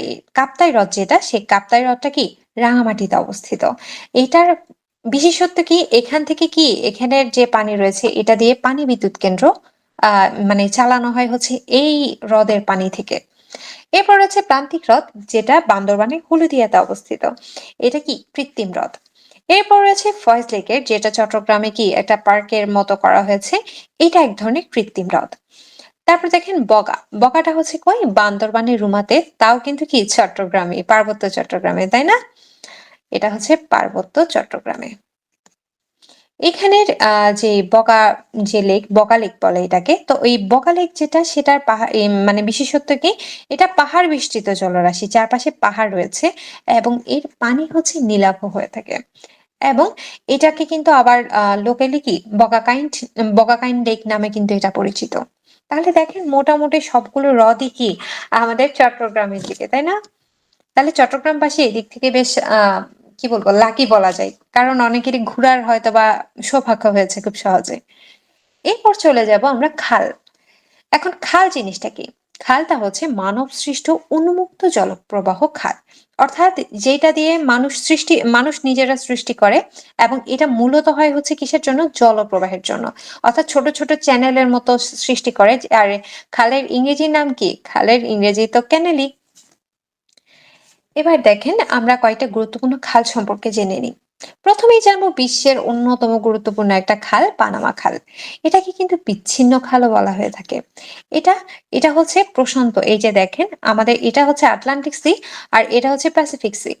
এবার দেখেন এই যে খালটা, পানামা খাল, এটা হচ্ছে এইখানে অবস্থিত। তো এইখান দিয়ে আমাদের কি হয়? এই খালটা দিয়ে আমাদের কি প্যাসিফিক ওশনে প্রবেশ করা যায়। তাই এটাকে প্রশান্ত মহাসাগরের প্রবেশদ্বার বলা হয়। যুক্তরাষ্ট্র, এটা কিন্তু এখানে হলো যুক্তরাষ্ট্র এটা খনন কাজ শুরু করেছিল 1904 সালে, যেটা শেষ হয় হচ্ছে 1913 সালে, আর উদ্বোধন করা হয় কখন? 1914 সালে। এটা যুক্ত করেছে কাকে? আমরা দেখতেই পাচ্ছি আটলান্টিক ওশান এবং প্যাসিফিক ওশানকে, এই দুটো যুক্ত করেছে। আর পৃথক করেছে কাকে বলেন তো? এই যে দেখেন নর্থ আমেরিকা, অর্থাৎ উত্তর আমেরিকা আর সাউথ আমেরিকা মানে দক্ষিণ আমেরিকাকে এটা পৃথক করেছে এই খালটা। এবং এই পানামা যেটা, এই পানামা ক্যানাল যেটা, এটা যুক্তরাষ্ট্র পানামার নিকটে, পানামা যে দেশ তার নিকট হস্তান্তর করেছিল 31 ডিসেম্বর 1999 সালে। এবার আমরা জানবো অন্যতম আরেকটা গুরুত্বপূর্ণ খাল, সুয়েজ খাল সম্পর্কে। এই সুয়েজ খালের খনন কাজ শুরু হয়েছিল 1859 সালে, যেটা চালু হয় 1869 সালে। এবং এটার এই সুয়েজ খাল যেটা, এই সুয়েজ খালটা রয়েছে এখানে। এই সুয়েজ খালের দুই পাশে আমাদের কি মিশরের দুইটা সমুদ্র বন্দর রয়েছে। এই দুইটা সমুদ্র বন্দর হচ্ছে একটা পোর্ট সৈয়দ, আর একটা হচ্ছে কি পোর্ট সুয়েজ। এবং এই খাল যেটা, সেই খালটা মিশর জাতীয়করণ করে হচ্ছে 1956 সালে। অনেক বছর পরে কি মিশর নিজেদের খালটা নিজেদের বলে দাবি করেছে। তো এরপরে জাতীয়করণ করা হয় কখন? লাস্টে 1956 সালে। আর এটা যুক্ত করেছে কাকে কাকে? দেখেন আপনারা এখানে দেখতে পাচ্ছেন মেডিটেরিয়ান সি, আর হচ্ছে কি রেড সি, অর্থাৎ ভূমধ্য সাগর এবং লোহিত সাগর। তারপরে এটা পৃথক করেছে কাকে? এই যে দেখেন আমরা দেখতে পাচ্ছি এশিয়া এখানে রয়েছে, আর এখানে রয়েছে আফ্রিকা। তো এশিয়া মহাদেশ আর আফ্রিকা মহাদেশকে এই সুয়েজ খালটা পৃথক করেছে। এখন অনেক সময় আপনাদের প্রশ্ন আসতে পারে যে সুয়েজ খালের বিকল্প পথ কোনটি? সুয়েজ খালের বিকল্প পথ কি জানেন? ওই যে উত্তমাশা অন্তরীপ। আগে কিন্তু এই যে আফ্রিকা মহাদেশ দেশ পার হয়ে এভাবে করে কি কোনা দিয়ে উত্তমাশা অন্তরীপ পার হয়ে তারপরে কি ইউরোপে যেতে হতো। কিন্তু এখন এই যে আমাদের সুয়েজ খালের এই যে চ্যানেল, এইটা হওয়ার কারণে খুব সহজেই এইটা দিয়ে আটলান্টিক মহাসাগর থেকে ভারত মহাসাগরে ওখানের এত দূরের পথে না গিয়ে আমরা সুন্দর মতো এই খালটি ইউজ করে যাতায়াত ব্যবস্থাকে অনেকখানি কমিয়ে ফেলা গেছে, যাতায়াতের সময়টাকে।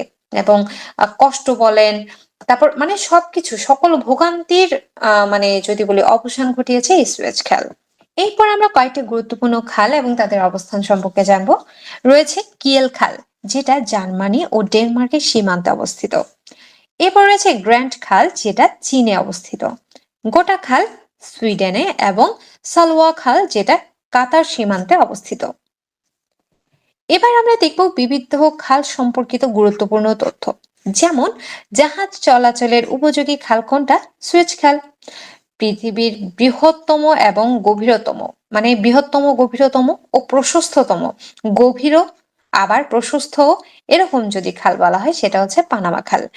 আর দীর্ঘতম এবং যদি বলা হয় কৃত্রিম, দীর্ঘতম খাল, একে তো এক দীর্ঘতম আর একটা হচ্ছে কি কৃত্রিম, তাহলে হবে কি চীনের গ্র্যান্ড খাল। তাহলে এবার কিন্তু আমরা এখান থেকে একটা চক্কর মেরে আসতে পারি, তাই না? আমরা এই যে লিঙ্কটাতে ক্লিক করলে আমরা চলে যেতে পারবো আমাদের যে ওয়ার্ল্ড ম্যাপ রয়েছে সেখানে। এই যে দেখেন, আমরা ওয়ার্ল্ড ম্যাপ থেকে খুব সুন্দর করে এখানে গুগল আর্থের যে ম্যাপ রয়েছে এটাতে যেতে পারবো। তো আপনাদেরকে যদি বলি, এটা লোড হতে কিছুটা সময় নেবে, তাই আমি এখানে খুব বেশি সময় নষ্ট করব না। আমি বরঞ্চ আপনাদেরকে বলবো যে আপনারা একটু ট্রাই করবেন যাতে আপনারা নিজেরা পড়তে পারেন। যাতে আপনারা নিজেরা একটু দেখবেন যে গুগল আর্থ দিয়ে সার্চ দিলেই আপনারা এটা পেয়ে যাবেন। এরপর চলে যাব আমরা সমুদ্র বন্দর। ছবি দেখেই বোঝা যাচ্ছে, তাই না? এখন সমুদ্র বন্দরের মধ্যে দেখি, আপনারা বলেন তো, অনেকেই তো আপনারা আপনারা ইন্টারন্যাশনাল অ্যাফেয়ার্স অলরেডি পড়ে এসেছেন, তার মানে কি আপনারা অলরেডি অনেকে জানেন যে কোথায় কোন সমুদ্র বন্দরটা অবস্থিত, অনেক কিছু। আর তাছাড়া আপনারা তো আগেই পড়েছেন, আপনারা অনেক ভালো, আমি জানি আপনারা অনেক সিরিয়াস। তো আপনারা দেখি আমাকে বলেন তো যে গ্লাসগো এটা কোথাকার কি বলে সমুদ্র বন্দর? ম্যাপ দেখে বলেন। এক্স্যাক্টলি, এটা স্কটল্যান্ডে। আপনারা বুঝতেই পারছেন, দেখেন স্কটল্যান্ড এখানে রয়েছে, স্কটল্যান্ডের মধ্যেই রয়েছে আমাদের এই গ্লাসগো। এরপর আমরা নেদারল্যান্ডের সিপোর্ট হিসেবে দেখতে পাচ্ছি জিল্যান্ড, রটারডাম, আমস্টারডাম, তারপরে গ্রুনিঙ্গেন। তাহলে এইগুলো হচ্ছে কি নেদারল্যান্ডের সিপোর্ট। এরপর দেখেন, এখানে আমরা আর একটা সিপোর্ট দেখতে পাচ্ছি যে হাইফা। দেখি বলেন তো, হাইফাটা তাহলে কোথাকার, কোন দেশের সিপোর্ট? এটা হচ্ছে ইসরায়েলের সিপোর্ট। এরপর দেখেন আরেকটা রয়েছে যে আমরা দেখতেই পাচ্ছি ফিলিপিন। এখন ফিলিপিনের যে সিপোর্ট রয়েছে কোনগুলো? ফিলিপিনের সিপোর্ট হচ্ছে আমাদের এই যে ম্যানিলা এবং দাবাও। এইগুলো হচ্ছে আমাদের কি ফিলিপিনের সিপোর্ট। তাহলে এরকম আরো অনেকগুলো গুরুত্বপূর্ণ সিপোর্ট রয়েছে। এখানে সবগুলো পড়লে আমাদের মানে আমি পড়লে আপনাদের মনে থাকবে না, তাই আপনাদেরকে আমি কি বলবো, আপনারা অবশ্যই সেই আগের মতো 2 বেলা প্যারাসিটামলের মতো 2 বেলা ম্যাপ নিয়ে হচ্ছে আপনারা এটা একটু খুঁজে খুঁজে দেখবেন। ঠিক আছে? অর্থাৎ ম্যাপের সাথে আপনাদের সংসার করতে হবে কিছুদিন। তাহলে দেখবেন আপনাদের ইন্টারন্যাশনাল বলেন, বাংলাদেশ অ্যাফেয়ার্স বলেন, ভূগোল বলেন, এছাড়া আপনাদের আদার্স যে জিকে নলেজ সেটা অনেক বেশি গ্রো করবে। তো welcome to map and again. তাহলে আমি এখানে দেখেন, এখানে মহাদেশ ভিত্তিক হচ্ছে বিভিন্ন সমুদ্র বন্দর ভাগ করে দেওয়া হচ্ছে। আমরা কিন্তু পড়েছি, দেখেন স্কটল্যান্ডে কি ছিল? গ্লাসগো, নেদারল্যান্ডের রটারডাম, আমস্টারডাম, তারপরে হচ্ছে পোল্যান্ডের ডানজিক, তারপরে রয়েছে কি আমাদের জার্মানির হামবুর্গ, তারপর সুইডেনের গুটেনবার্গ। এগুলো আমরা জানি, অনেকগুলোই আমরা জানি, তাই না?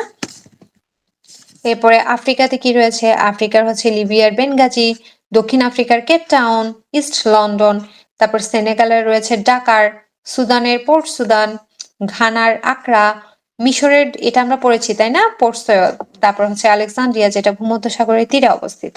তাহলে এরকম অনেকগুলো সমুদ্র বন্দর আমরা দেখেছি।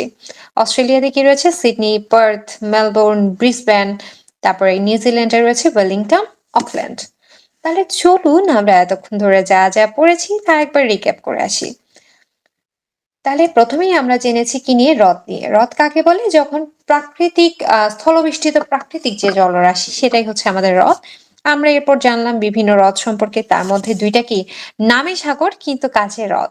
তারা কি কি? কাস্পিয়ান সাগর, ডেড সি যেটা। তারপরে কি এইগুলোর মধ্যে আরো রয়েছে বৈকাল হ্রদ, সুপেরিয়র হ্রদ, ভিক্টোরিয়া হ্রদ, তারপর টিটিকাকা, গ্রেট লেকস, যে 5টা বড় বড় লেক নিয়ে গঠিত সেগুলো দেখলাম। আসাল হ্রদ, লেক তানজানিয়া। এরপরে আমরা দেখলাম হচ্ছে বাংলাদেশের কিছু গুরুত্বপূর্ণ হ্রদ, যে কাপ্তাই হ্রদ এবং এদের বিশেষত্ব কি। খাল সম্পর্কে জানলাম আমরা, বিশ্বের বিভিন্ন গুরুত্বপূর্ণ খাল সম্পর্কেও জেনেছি। খাল সম্পর্কে বিবিধ বিবিধ তথ্য আমরা জেনেছি, যে জাহাজ চলাচল বললে সুয়েজ খাল। পৃথিবীর বৃহত্তম, গভীরতম, প্রশস্ততম যদি বলা হয় তাহলে হচ্ছে কি পানামা। আর দীর্ঘতম আর কৃত্রিম খাল যদি বলে তাহলে গ্র্যান্ড খাল। তারপরে আমরা আপনাদেরকে দেখালাম যে কিভাবে গুগল আর্থে চক্কর মেরে আসতে হয়। তারপর রয়েছে সমুদ্র বন্দর। সমুদ্র বন্দরের কয়েকটা আমরা দেখেছি, ছবি সহ দেখেছি। বাকিগুলো কি আপনাদের টাস্ক, যে আপনারা ম্যাপ দেখে দেখে পড়বেন এবং আমাকে জানাবেন। ওকে, এগুলো হোমওয়ার্ক, অবশ্যই আমাকে কি হোমওয়ার্ক দিতে কিন্তু ভুলবেন না। ওকে, এবার আমরা জানবো জলপ্রপাত। কিন্তু জলপ্রপাত তো আমাদের আগেই পড়া হয়ে গিয়েছে, সুতরাং জলপ্রপাতের ব্যাপারটা আমরা স্কিপ করতে পারি। এবার এবং বিভিন্ন জলপ্রপাত, বাংলাদেশের কোথায় কোন জলপ্রপাত রয়েছে সেগুলো, বিশ্বের কোথায় কোন জলপ্রপাত রয়েছে সেগুলো এখানে বর্ণনা করা হয়েছে। এরপর আমরা পড়বো বাংলাদেশের কয়েকটা গুরুত্বপূর্ণ ঝর্ণা এবং তাদের গুরুত্বপূর্ণ তথ্য নিয়ে। এখন জলপ্রপাত আর ঝর্ণার পার্থক্য নিশ্চয়ই আপনাদের মনে আছে। সেটা হচ্ছে কি, যখন আমাদের কোনো উঁচু অংশ থেকে সরাসরি নিচের পর্বতে যখন হচ্ছে আমাদের পানিটা পড়বে সেটা হচ্ছে আমাদের জলপ্রপাত। আর সেটা হচ্ছে জলপ্রপাত। আর যখন আমাদের পাহাড়ের গা বেয়ে যখন পানিটা পড়বে, বা ভেতর দিয়ে কোনো একটা পথ সৃষ্টি হলো যেটার মধ্য দিয়ে জলটা পড়বে, অর্থাৎ পাহাড় ঘেঁষে যেটা পড়বে, সেটা হচ্ছে ঝর্ণা। তাহলে আমরা ঝর্ণা এবং জলপ্রপাতের পার্থক্যটা বুঝতে পেরেছি। এবার আমরা দেখি বাংলাদেশের গুরুত্বপূর্ণ কয়েকটা ঝর্ণা কোথায় অবস্থিত। হিমছড়ি। হিমছড়ির ঝর্ণা আমরা সবাই জানি, আমাদের যে দর্শনীয় স্থান কক্সবাজার, কক্সবাজারে আমাদের হিমছড়ি ঝর্ণা রয়েছে। এবং এটার গুরুত্বপূর্ণ একটা তথ্য হচ্ছে এটা শীতল পানির ঝর্ণা, বাংলাদেশের একমাত্র শীতল পানির ঝর্ণা। এখন শীতল পানির ঝর্ণা আসলে কেন? এটা বাংলাদেশের প্রায় সকল আহ ঝর্ণার কথা যদি বলি, প্রায় ঝর্ণারই পানি কিন্তু ঠান্ডা বা শীতল হয়ে থাকে। কিন্তু হিমছড়িটাকে এক্সট্রা করে কেন শীতল পানির ঝর্ণা বলা হয়, এটা আপনাদেরকে বলেছিলাম। যদি আপনারা কেউ জেনে থাকেন অবশ্যই জানাবেন। এরপর আছে সীতাকুণ্ড, যেটা চট্টগ্রামের সীতাকুণ্ডে অবস্থিত। এবং এটার বিশেষত্ব হচ্ছে এটি বাংলাদেশের একমাত্র উষ্ণ পানির ঝর্ণা। এরপর রয়েছে বান্দরবানের নাফাকুম, যেটা বান্দরবানের রেমাকৃতে অবস্থিত। এরপর রয়েছে তৈদুছড়া, যেটা খাগড়াছড়িতে অবস্থিত। এই যে আমরা কয়েকটা ছবি দেখতে পাচ্ছি, যে কক্সবাজারের হিমছড়ি, নাফাকুম ঝর্ণা এটা বান্দরবানে, তারপর রয়েছে শৈলপ্রপাত ঝর্ণা এটা বান্দরবানে, শুভলং ঝর্ণা যেটা রয়েছে রাঙামাটিতে। এছাড়া বাংলাদেশের আরো কয়েকটা ঝর্ণা রয়েছে কোথায়? শুভলং, যেটা বরকল রাঙামাটিতে। এরপর রয়েছে শৈলপ্রপাত, যেটা বান্দরবানের রুমায়। জাদিপাই বান্দরবানের রুমা, দেখেন অনেকগুলো কিন্তু বান্দরবানের রুমাতে অবস্থিত, আর প্রায়গুলি বান্দরবানে অবস্থিত। যেমন তিনা, এটা হচ্ছে বান্দরবানের আলীকদমে অবস্থিত। রিসাং যেটা, সেটা হচ্ছে খাগড়াছড়ির মাটিরাঙ্গাতে অবস্থিত। এরপর এটা আমরা রিক্যাপ না করে আমরা সামনের দিকে এগিয়ে যাই, এরপর একসাথে আমরা রিক্যাপ করে নেব। এরপর দেখেন বাংলাদেশের নদ নদী, গুরুত্বপূর্ণ তাই না? কারণ এবার নদী কমিশন বেশ কিছু তাদের তথ্যে পরিবর্তন এনেছে। তার মানে বাংলাদেশের নদ নদী আমাদের খুব গুরুত্ব সহকারে পড়তে হবে। তাহলে চলুন প্রথমে কিছু আমরা টার্ম দিয়ে শুরু করি। প্রথমেই রয়েছে মোহনা। মোহনা বলতে কি বোঝায়? সাধারণত নদী যখন কোনো হ্রদ বা সাগরে এসে পতিত হয়, তখন সেই পতিত স্থানটাকে বলা হয় মোহনা। একটা না একটা সময় গিয়ে হ্রদ বলেন বা যে কোনো কিছু আমাদের গিয়ে তো সাগরে পতিত হয় তাই না, ওই যে স্থানটা, সেই স্থানটাকেই বলা হয়ে থাকে মোহনা। এরপর আছে দোয়াব। দোয়াব কি? দুইটা প্রবাহমান নদীর মধ্যবর্তী যে ভূমি, এই যে দেখেন একটা নদী এদিকে গেল, আমি ধরলাম আরেকটা নদী এদিকে গেল, এখন এই দুইটার মধ্যবর্তী স্থানে যে স্থলভাগ বা যে ভূমিভাগ রয়েছে, এই অংশটাকে বলা হয়ে থাকে দোয়াব। এরপর রয়েছে গুরুত্বপূর্ণ একটা প্রশ্ন, উপনদী আর শাখা নদী। উপনদী আর শাখা নদী বলতে কি বোঝায়? দেখেন উপনদী মানে কি উপর থেকে এসে পড়বে, শাখা মানে কি পড়ার পর পানিটা ফ্লোতে থাকতে না পারে সে বের হয়ে যাবে, হ্যাঁ, শাখা প্রশাখা আকারে বের হয়ে যাবে। এখন কার কাছে যদি বেশি পানি না থাকে সে কিভাবে শাখা হয়ে বের হবে? আর মানে কি উপর থেকে পড়ছে, তার মানে আমরা খুব সহজেই এটা দিয়ে বুঝে নিতে পারি মানে উপর থেকে এসে পড়ছে, আর শাখা মানে কি এখানে বেশি জমে যাওয়ার কারণে সেটা বাইরের দিকে যেটা বের হয়ে যাচ্ছে সেটা হচ্ছে শাখা নদী। বলেন তো এইটা একদম সহজ উপায়ে বোঝা হয়ে গেল না? তাহলে কি আমরা একটু সংজ্ঞা আকারে যদি বলি তাহলে বলবো পর্বত বা হ্রদ থেকে যেসব ছোট নদী উৎপন্ন হয়ে বড় নদীতে পতিত হয়, এই যে ছোট নদীগুলো উপর থেকে যে বড় নদীতে পতিত হয় সেটাই হচ্ছে কি আমাদের উপনদী। বড় নদীর উপনদী বলা হয় যে ছোট ছোট নদীগুলো উপর থেকে আসে সেগুলোকে। আর যেটা শাখা নদী সেটা হচ্ছে কি বড় যে নদীটা অর্থাৎ যেখানে এসে উপনদীগুলো পড়ে, যেই বড় নদীতে পড়ে সেই নদী থেকে যে শাখা প্রশাখাগুলো নদী আকারে বের হয় সেটা হচ্ছে শাখা নদী। এরপর দেখুন আন্তঃসীমান্ত বা অভিন্ন নদী কি? আন্তঃসীমান্ত বা যে অভিন্ন নদী বলতে বোঝায় মূলত যেই নদী এক বা একাধিক রাষ্ট্র অতিক্রম করে, অন্য দেশের সীমান্তে প্রবেশ করে। তার মানে আমাদের বাংলাদেশের সীমান্ত কয়টা? সীমান্তবর্তী দেশ হচ্ছে দুইটা, একটা মায়ানমার আর একটা হচ্ছে ভারত। তাহলে আমাদের জন্য আন্তঃসীমান্তবর্তী নদী কোনটা হবে? যেই নদীগুলো ভারত এবং মায়ানমার থেকে এসে বাংলাদেশে প্রবেশ করেছে সেই নদীগুলোই আমাদের বাংলাদেশের জন্য আন্তঃসীমান্ত বা অভিন্ন নদী। এরপর দেখেন এখানে আমাদের ছবি দেখা যাচ্ছে। এখন আমরা চলে যাই আমাদের কিছু গুরুত্বপূর্ণ টপিক। সেটা কি? দেখেন বাংলাদেশের মোট আন্তঃসীমান্তবর্তী নদী যদি বলা হয় সেটা বাংলাপিডিয়া, যেটা বাংলাদেশের অন্যতম উল্লেখযোগ্য একটা কি নির্ভরযোগ্য একটা জায়গা বলা যায়। এই বাংলাপিডিয়ার একটা সমস্যা আছে, সেটা হচ্ছে বাংলাপিডিয়াতে আপডেট করা হয় না, সাধারণত আপডেটেড নিউজটা থাকে না। তো তবুও আমাদেরকে বাংলাপিডিয়া কি একটু হলেও জানতে হবে, কারণ বলা যায় না যে প্রশ্নকর্তা কোন ওয়েবসাইট দেখে প্রশ্ন করেন বা কোনটার ভিত্তিতে কোন উত্তরের ভিত্তিতে তিনি প্রশ্ন করছেন, তাই আমাদের জেনে রাখতে হবে। তাহলে বাংলাদেশে মোট আন্তঃসীমান্তবর্তী নদী হচ্ছে 58টা বাংলাপিডিয়ার মতে। আর যৌথ নদী কমিশনের অনুসারে হচ্ছে বাংলাদেশের আন্তঃসীমান্তবর্তী নদী 57টা। সেক্ষেত্রে ভারতে বাংলাদেশের যে আন্তঃসীমান্তবর্তী নদী সেরকম নদী রয়েছে 55টা বাংলাপিডিয়ার অনুযায়ী, এবং যৌথ নদী কমিশন অনুযায়ী রয়েছে 54টা। এবার দেখেন ভারত আর মায়ানমারের আন্তঃসীমান্তবর্তী নদী রয়েছে 3টা। কি কি? একটা নাম, সাঙ্গু, আর একটা হচ্ছে মাতামুহুরী। আর বাংলাদেশ থেকে ভারতে প্রবেশকারী, এতক্ষণ কি বলেছি আমাদের ভারত থেকে বাংলাদেশ এসেছে, কিন্তু এখন বাংলাদেশ থেকে ভারতে প্রবেশকারী নদী হচ্ছে একটা, সেটা হচ্ছে কি কুলিক। আবার কয়েকটা নদী এমন আছে যে যাদের খুব দেশের জন্য টান, তারা কি করে, তারা বাংলাদেশ থেকে ভারতে গিয়ে পুনরায় আবার বাংলাদেশে ফিরে এসেছে। এরকম নদী রয়েছে 4টা। কি কি? আত্রাই, পুনর্ভবা, টাঙ্গন এবং মহানন্দা। বাংলাদেশে উৎপত্তি আর সমাপ্তি খুবই খুবই গুরুত্বপূর্ণ। এইটাকে হচ্ছে কি হালদা নদী, এটা হচ্ছে এশিয়ার বৃহত্তম প্রাকৃতিক প্রজনন কেন্দ্র, এবং এটার উৎপত্তি কোথায়? খাগড়াছড়ির বাদানতলী। আর কোথায় এসে শেষ হয়েছে? চট্টগ্রামের কালুরঘাটে। এখন আপনারা কালুরঘাট বলতেই কিন্তু আপনাদের মনে পড়ে মুড়ির টিন যে গানটা রয়েছে না, ওই যেটা হচ্ছে আমাদের কি সঙ্গীত যে কি বলেন না, কোক স্টুডিও যেটা বের করলো মুড়ির টিন গানটা সবাই তো শুনেছেন তাই না? সেই কালুর ঘাটের কথা যেটা বলে চট্টগ্রামে, এই কালুর ঘাটটাই হচ্ছে কি এই জায়গাটাতেই হালদা নদীর সমাপ্তি। এরপর দেখেন হালদা নদী যেটা, এই হালদা নদীটা কেন বেশি গুরুত্বপূর্ণ? কারণ হালদা নদী আমাদের কি মুজিব বর্ষ যেটা হয়েছিল সেই মুজিব বর্ষে হালদা নদীকে বঙ্গবন্ধু মৎস্য হেরিটেজ বা বঙ্গবন্ধু ফিশারিজ হেরিটেজ হিসেবে ঘোষণা করা হয়েছিল, যেহেতু এটা এশিয়ার বৃহত্তম প্রাকৃতিক প্রজনন কেন্দ্র। তো এই জন্য এটাকে এই নামকরণ করা হয়েছে, তাই এটা খুবই খুবই গুরুত্বপূর্ণ। এরপর দেখেন নদী সম্পর্কিত কিছু গুরুত্বপূর্ণ আরো তথ্য যদি আমরা জানি, এবারে নদী কমিশন যেটা প্রকাশ করেছে আর কি, তো সেই অনুযায়ী নদীপথের দৈর্ঘ্য 22,000 কিলোমিটার, নদ নদীর সংখ্যা হচ্ছে টোটাল 1008টি। দীর্ঘতম নদী যদি বলি আমরা, বাংলাদেশের বর্তমানে দীর্ঘতম নদী হচ্ছে পদ্মা নদী, যেটা 341 কিলোমিটার।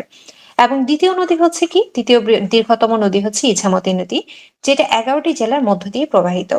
আসলে নদী কমিশনও কনফিউজ হয়ে গিয়েছে, ওরা দু একদিন আগে দিয়েছিল ইছামতি নদী, তার ঠিক কিছুদিন পরেই তারা আবার তাদের বয়ান চেঞ্জ করলো, তারা বলল যে না, এখনো কি, এটা হচ্ছে দীর্ঘতম, এখন হয়ে যাবে পদ্মা। সুতরাং লেটেস্টটাই আমরা জানবো। দীর্ঘতম নদী হচ্ছে আমাদের পদ্মা নদী, আর দ্বিতীয় নদী হচ্ছে ইছামতি নদী।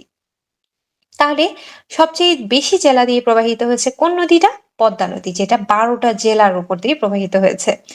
এবং সবচেয়ে বেশি নদী প্রবাহিত হয়েছে যেই বিভাগ দিয়ে, সেটা হচ্ছে ঢাকা বিভাগ। ঢাকা বিভাগের উপর দিয়ে, যেহেতু জেলাটা বড়, বিভাগটা বড়, সেহেতু এটার উপর দিয়ে নদী প্রবাহিত হয়েছে বেশি, প্রায় ২২২টা নদী।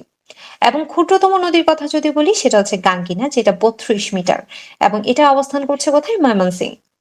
আর বাংলাদেশে সবচেয়ে বেশি নদী প্রবাহিত হয়েছে যেই জেলা দিয়ে, অর্থাৎ আমরা বিভাগ অনুসারে সবচেয়ে বেশি নদী প্রবাহিত হয়েছে ঢাকা, জেলা হিসেবে সবচেয়ে বেশি প্রবাহিত হয়েছে সুনামগঞ্জ জেলা দিয়ে, প্রায় ৯৭টা। তাহলে এবার দেখি আমরা একটু জিনিসগুলোকে যদি সামারাইজ করে ফেলি, একটা ছক আকারে নিয়ে আসি। খরস্রোতা নদী কর্ণফুলী, খুবই খরস্রোত, খুবই মানে খুব ঢেউ থাকে আর কি, প্রচুর। আর এরপর রয়েছে কি, দীর্ঘতম নদী হচ্ছে পদ্মা, প্রশস্ততম এবং গভীরতম এই দুইটা নদী হচ্ছে আমাদের জন্য মেঘনা। তাহলে দীর্ঘতম, বেশি লম্বা বললে পদ্মা, প্রশস্ত আর গভীরতম যদি বলা হয় তাহলে মেঘনা, অর্থাৎ মোটা আর লম্বা যদি বলে তাহলে হচ্ছে মেঘনা। এরপর চরের সংখ্যা সবচেয়ে বেশি রয়েছে যমুনাতে, এবং বাংলাদেশ দক্ষিণ পশ্চিম উপকূল থেকে ভারতকে পৃথক করেছে। বাংলাদেশের যে দক্ষিণ অঞ্চল, অর্থাৎ বঙ্গোপসাগর, এবং পশ্চিম অঞ্চল মানে কি, খুলনার দিকে যে অঞ্চলটা, এই দিকে বা ভারতের কাছ থেকে বাংলাদেশ, এই দুইটাকে পৃথক করেছে হচ্ছে হারিয়াভাঙা নদী।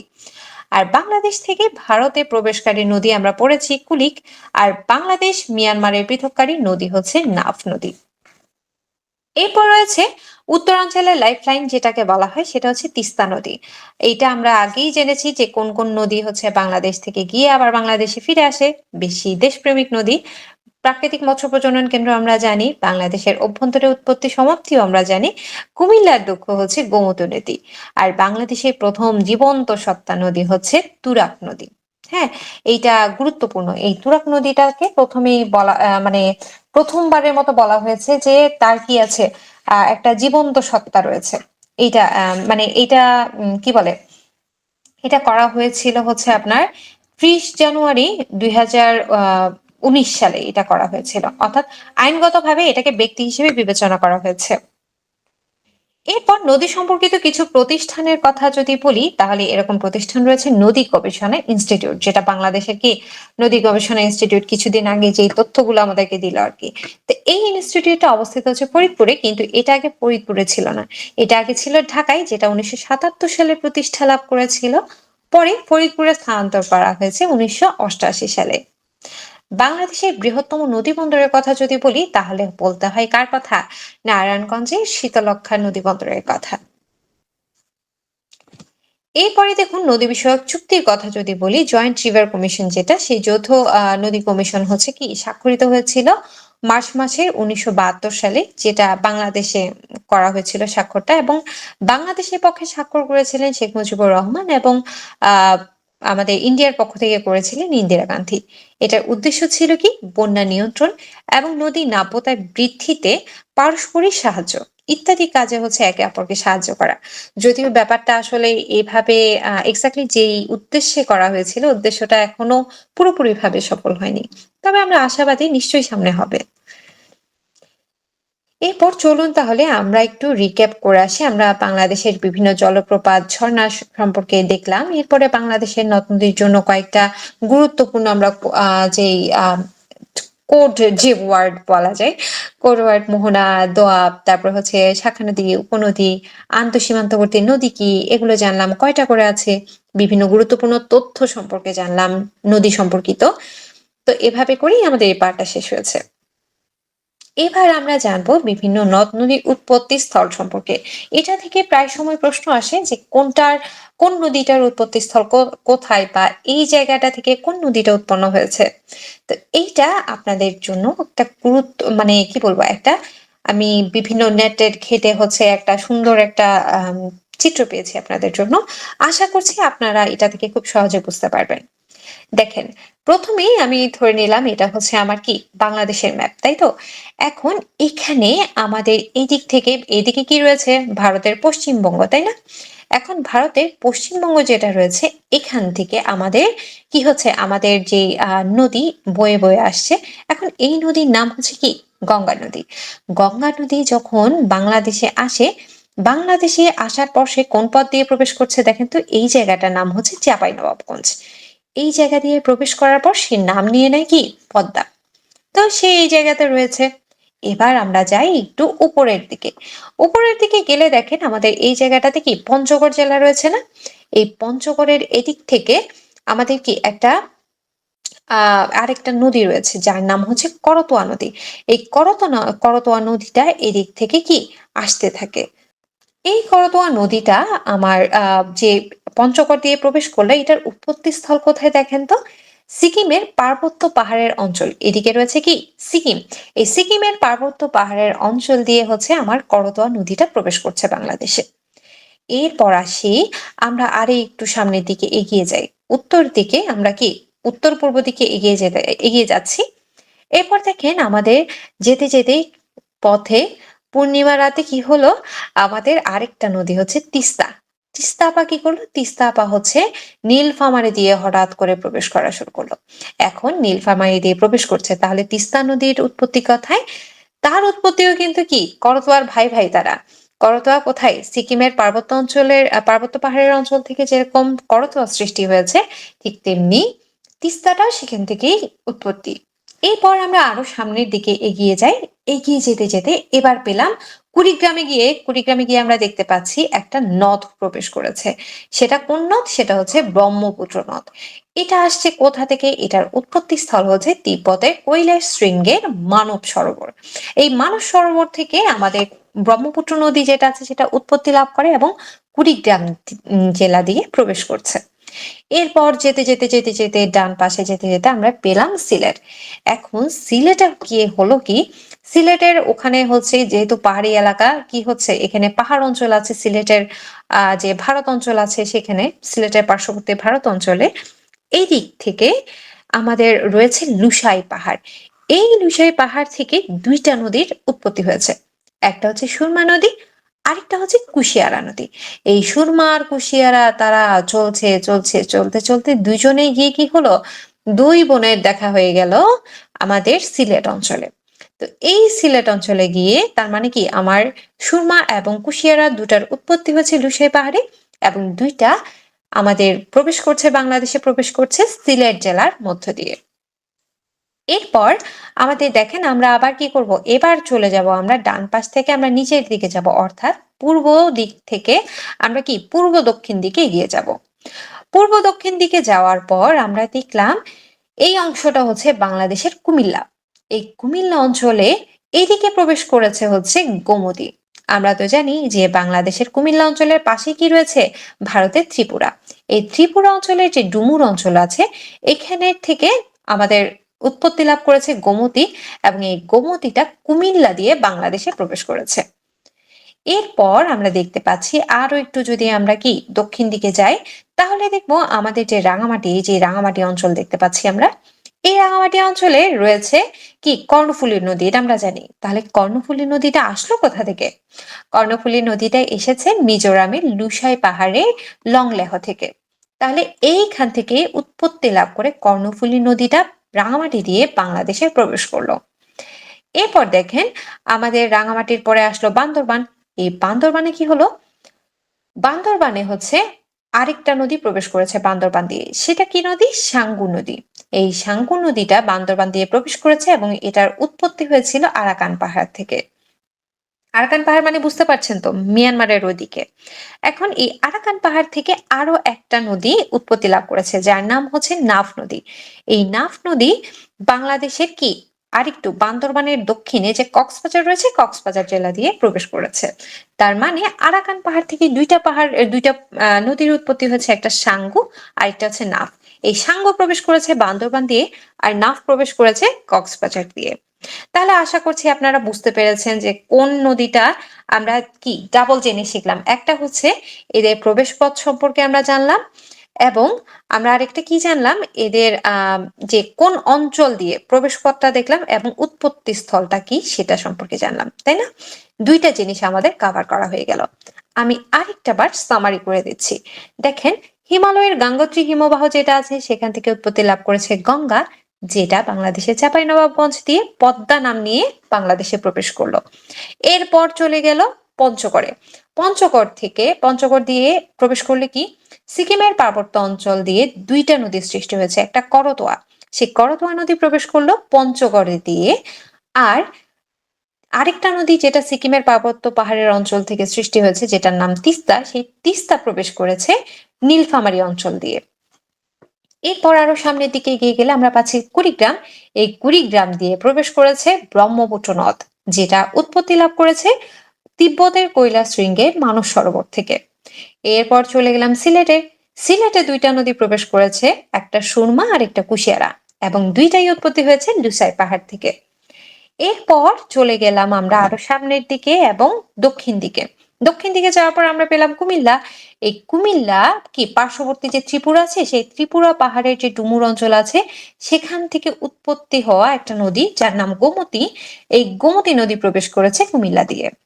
এরপর আমরা আরো দক্ষিণে গিয়ে পেলাম রাঙামাটি শহর। এই রাঙামাটি জেলার এখানে হচ্ছে কি মিজোরামের লুসাই পাহাড়ের লংলেহ যেটা আছে, এখান থেকে উৎপত্তিপ্রাপ্ত যে কর্ণফুলী রয়েছে, সে কর্ণফুলী প্রবেশ করেছে রাঙামাটি দিয়ে। এর পার্শ্ববর্তী বান্দরবান দিয়ে প্রবেশ করেছে কি আমাদের আরাকান পাহাড় থেকে উৎপত্তি হওয়া দুইটা নদীর মধ্যে একটা নদী সাঙ্গু, এটা প্রবেশ করেছে বান্দরবান দিয়ে। আরেকটা নদী যেটা নাফ নদী, সেটা প্রবেশ করেছে কক্সবাজার দিয়ে। তাহলে রিভিশন শেষ। আশা করছি আপনারা বুঝতে পেরেছেন, এবং যাদের সমস্যা হবে আপনারা নিজেরা আরেকবার ম্যাপ এঁকে এঁকে কোনটা কোন দিক থেকে যাচ্ছে এটা একটু নিজেরা পড়বেন, তাহলে দেখবেন একদম ক্লিয়ার হয়ে গেছে। এবার আমরা দেখেছি যে ব্রহ্মপুত্র কোথায়, তিব্বতের কৈলাস শৃঙ্গের মানস সরোবর হ্রদ থেকে। এরপরে হালদা কি এটা ছিল কি আমাদের বাংলাদেশে উৎপত্তি, বাংলাদেশে সমাপ্তি, খাগড়াছড়ি বাদনাতলী থেকে কোথায় গিয়ে শেষ, চট্টগ্রামের কালুরঘাটে। এরপর কর্ণফুলী হচ্ছে কোথায়, আসামের লুসাই পাহাড় থেকে। এরপরে হচ্ছে নদীর উৎপত্তি, এই যে আমরা এতক্ষণ ধরে যা যা পড়ে এসেছি সেইগুলোই হচ্ছে এখানে ছকাকারে দেওয়া আছে।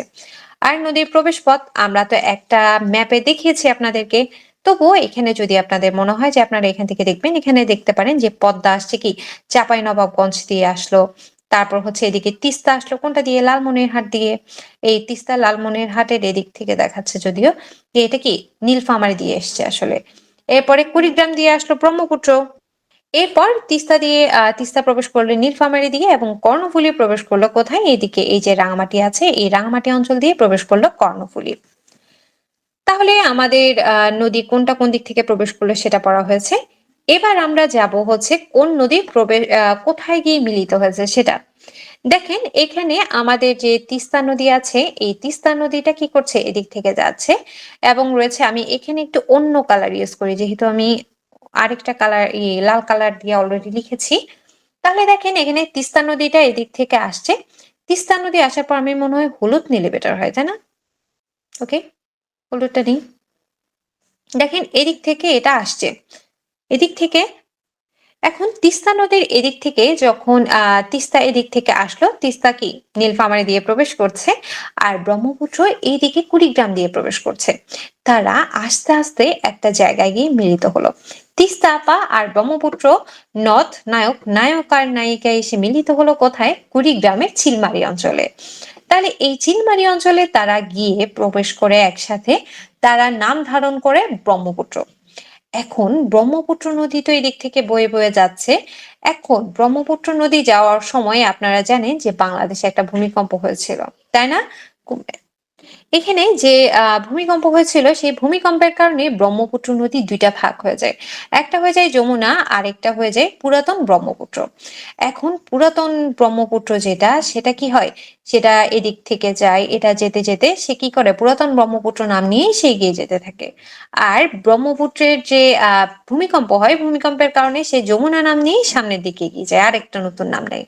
এখন দেখেন তিস্তা নদী যেটা ছিল, সেই তিস্তা নদী থেকে আবার ছোট একটা নদী আমরা এদিকে দেখতে পাচ্ছি, যার নাম হচ্ছে বাঙালি।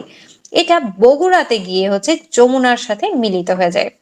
এরপর যমুনার আকারে সে সামনের দিকে আগাতে থাকে, আর এদিকে কি তার সেই ওই দুজনার দুটি পথ দুটি দিকে গেছে পেয়ে এরকম হয়ে কি হলো, এই ব্রহ্মপুত্র নদী পুরাতন ব্রহ্মপুত্র নাম নিয়ে সে কি হলো, বললো বুড়া যখন হয়ে গেছে তখন পুরাতন ব্রহ্মপুত্র নাম নিয়ে নেই। এই নাম নিয়ে সে সামনের দিকে এগিয়ে যাচ্ছে। এরপর পুরাতন ব্রহ্মপুত্র এই দিক থেকে এগিয়ে যাচ্ছে যাচ্ছে যাচ্ছে, যেতে যেতে পথে পূর্ণিমা রাতে সে কি করলো, সে একটা জায়গায় গিয়ে অপেক্ষা করছে। কার জন্য অপেক্ষা করছে, কার জন্য অপেক্ষা করছে আমরা একটু পরেই দেখছি। চলুন এবার ওর কাহিনী এখানে রেখে আমরা একটু সামনের দিকে এগিয়ে যাই। তাহলে ও কোথায় এসে অপেক্ষা করছে, সে অপেক্ষা করছে কিশোরগঞ্জে ভৈরবে এসে সে অপেক্ষা করছে। অন্যদিকে তার জন্য কি অন্য নায়িকারা আসছে, অন্য নায়িকা কে কে বলেন তো, ওই যে সিলেট অঞ্চল দিয়ে কি সিলেটের যে বরাক নদী ছিল সেটা দুটা ভাগ হয়ে কি একটা সুরমা নদী আর একটা কি কুশিয়ারা নদী, এই দুইটা নদী আস্তে আস্তে আলাদা হয়ে এসেছিল, এই বরাক নদী হিসেবে তারা কিন্তু উৎপত্তি হয়েছিল। এখন উৎপত্তি হয়ে আস্তে আস্তে তারা দুইটা নামে ভাগ হয়ে যায়, একটা হয়ে যায় সুরমা আর একটা হয়ে যায় কুশিয়ারা। অনেকটা ইন্ডিয়ান সিরিয়ালের যে নায়িকারা আছে, ওই নতুন একটা কি যেন সিরিয়াল সবাই খুব হাইপ তুলে দেখে, মানে কি দুই বোনের নাকি ঝগড়া, কিন্তু প্রচুর মানে এটা প্রচুর ভিউ, যে কেন মানে এই এক নায়ককে নিয়ে মারামারি দুই বোনের মধ্যে। তো এরকম আমাদের সুরমার কুশিয়ারাও হচ্ছে সেম, দুই বোনেই হচ্ছে আবার কি নায়কের কাছে এগিয়ে যাচ্ছে। এখন দুই বোনের মাথায় যেতে যেতে তাদের মধ্যে গিয়ে সৎবুদ্ধির উদয় হলো যে বোন দেখ, শুধু শুধু আমরা আমরা মারামারি করে লাভ নাই, চল আমরা একটা কাজ করি, আমরা মিলিত হয়ে যাই। আমরা দুই বোন এখন কি হয়ে যাই, এক হয়ে যায়, অনেকটা নাগিনের মতো কিছু অবাস্তব ঘটনা ঘটছে আর কি। আপনাদেরকে মনে রাখার জন্য একটা কাহিনী বানালাম। তো যাই হোক, এবার আমরা যাই। আহ সুরমা আর কুশিয়ারা কি হচ্ছে, তারা দুই বোন একসাথে যেতে যেতে একটা পথে গিয়ে একটা জায়গায় গিয়ে তারা মিলিত হয়ে গেল। কোন জায়গা, এটা হচ্ছে হবিগঞ্জের আজমেরীগঞ্জ। এখন হবিগঞ্জের আজমেরীগঞ্জে তারা যে মিলিত হয়েছে, এইখানে গিয়ে তারা কি নাম ধারণ করেছে জানেন, এটা মেঘনা না, এখানে তারা নাম ধারণ করেছে হচ্ছে কালনী।